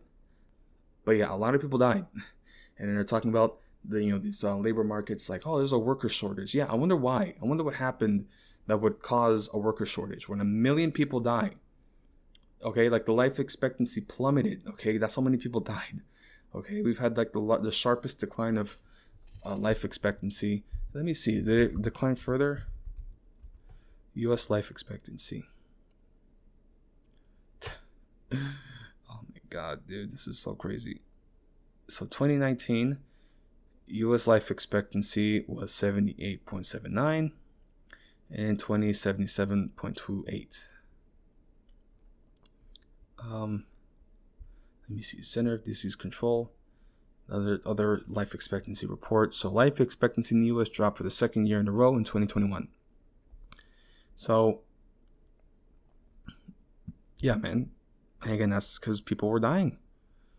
Like, that's just what happened. People were dying from the COVID. Yeah, man. Like, life expectancy elsewhere. Look at China. The supposed origins of the COVID pandemic. Yeah, life expectancy in China, again, didn't have a dip. And this is with all the people, talking about, look what they're doing to the people. They're, they got them in camps and such. Life expectancy in China, 78.08. US, 77.28. And again, that's like sharp decline. Very sharp decline. So, like, yeah, man, like, that's what's happening, Let me see, actually, because that was only for 2020. So for the U.S. in 2023, yeah, U.S. life expectancy, and this is from a Harvard journal, saying here, U.S. life expectancy has declined to 76.4 years. The shortest it's been in nearly 2 decades. So yeah, man, like, life expectancy just plummeted. Sharpest decline ever. Like, the only times I can remember seeing such a sharp decline in the life expectancy, and this is like, because I wanted to do some research into like the Great Depression and like those mortality figures, but like I was looking at the mortality, life expectancy in like the early 20th century, and like you see at like the end of like 1918, 1919, 1920, like it just plummets. And it's like, it's a combination of World War I and the Spanish flu. And it's just like, dude, like a lot of people died and it just plummeted, bro. And then also in like the Great Depression, because there's some figures people talk about, the life expectancy increased actually during the Great Depression. But it's like, the life expectancy was like somehow manageable during the Great Depression, because at the very least, like, there was like soup kitchens, and like, we had the New Deal. So like, we actually had some measures to keep people fed and alive, but like, let's be real, like a lot of people did starve. Again, it's so interesting when you see about the Great Depression and those figures. It's like, you can never really find it unless you find some like unreliable, like, one report, of course, it says it's like, 3 million to 7 million people died in the Great Depression, which is like not the most reliable source. But it's just interesting to think about, like what is the true figure? Like, those who were directly, suffered because of, losing their jobs. And, again, like, you're going to tell me, like, living out of those slums, like the Hoovervilles, that like, people were living okay, like people weren't dying because of like typhoid or some other disease. yeah, man, it's just crazy to think about. And again, this is like, penicillin was in the 1920s. Okay, but like medicine was starting to get better, but like, again, like we're talking about like the worst financial like crisis the U.S. has ever experienced, and like mass unemployment. Like you're gonna tell me like nobody starved to death, and nobody suffered from diseases, and like there's not a direct correlation between like anyway. And I kind of got off track. And again, I just re-recorded this, so I'm just like I'm kind of out of it. I feel kind of stupid because I should have paid attention, but yeah, next time this is not going to happen. But yeah, man, that's the disability figures in the labor market. The so-called worker shortage. Again, like 1 million people died, and then they don't seem to understand why people aren't applying as before. And even then, people apply all the time. I apply all the time, and still, it's just like we're impressed, but we're moving on with another candidate. It's just like okay. Anyway, man, what a fucked up world, dude. What a fucked up world. I'm just kind of out of it. Really am. I don't know what else to say. And we just have to follow everything that unfolds. And, we are watching things evolve and change. And so it's important to stay focused on, what exactly like is happening and what the world is becoming, and these different factors, especially COVID and other diseases. Yeah, I was going to talk about bird flu, but now I'm like, I'll do that next episode because there were some other updates around the world. So that's for next episode. Now, again, I know this is a bit, kind of half-assed, because I did talk quite a bit. But then, of course, I ran out of time and the recording just didn't catch like the last, like 40 minutes that I spoke at length. So, I do want to say I appreciate those tuning in. And again, there are ads on this, episode, and future episodes will have ads. So I hope you don't get upset by that. But again, I have to make the revenue wherever I can. And it's so interesting too, because it's like I'm trying to pick up this momentum that I lost. And it's like before I would post in other places. I mean, at least I have some followings on like Twitter and such. But like places like Reddit, like I don't post on Reddit anymore because like you get a lot of negativity, of course. I mean, it's whatever, social media. But like it's like I used to post on the Collapse subreddit. For a couple of years, you could probably still find like my older episodes. Like my account's dead. That's like my throwaway podcast account. But yeah, like I was posting there for a couple of years, and then all of a sudden now, like if I post there, well, this isn't collapse related subject matter, and no, this is more political commentary. It's like it's so hard to like, because again, you will straight up get banned from certain subreddits for like self-promoting, which is stupid. Because how else am I gonna get an audience if not by self-promotion? It's like I have to post my content. Yeah. Oh well. I mean, I just don't. I mean, Reddit in general, I don't really use anymore, which is for the better. Has not been a positive in my life, so it's probably better not to use that anymore. But yeah, the podcast. I mean, I still have a good following. People are consistent listening, and I do appreciate that. I just gotta work on that and other projects, which I was studying some other subjects, and getting close to finishing that. It's just sometimes like I don't know how to say it, like yeah, just doing this on your own, because like this sort of like independent freelance sort of work, I like doing it. I really do. I like doing it, but it's an uphill battle, especially if like I gotta have like a TikTok team or something like that. Like I gotta make it, more hip and more charismatic, or I don't even know how to say it. Like I was looking at my demographics and my age groups, and like it was primarily like the biggest chunk of it is like late 20s, like 30s, even into like the 40s, which is good because it's nice to have a mature audience base. But again, I want the youth. I want the youths. We gotta get the youth involved. But I guess I'm a boomer when it comes to that, like TikTok and stuff. Because you have to make short videos, easily digestible, like minute, 2 minute videos.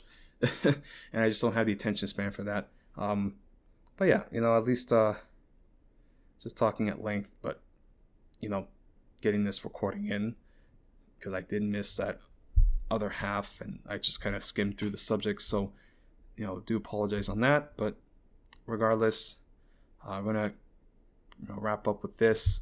Like I said, do have some Patreon that you can support, other platforms, Twitter and such that you can follow me on, and just making sure that I want to be more consistent with this. Certainly going to try to do at least a bi-weekly release, so that way we can be more consistent.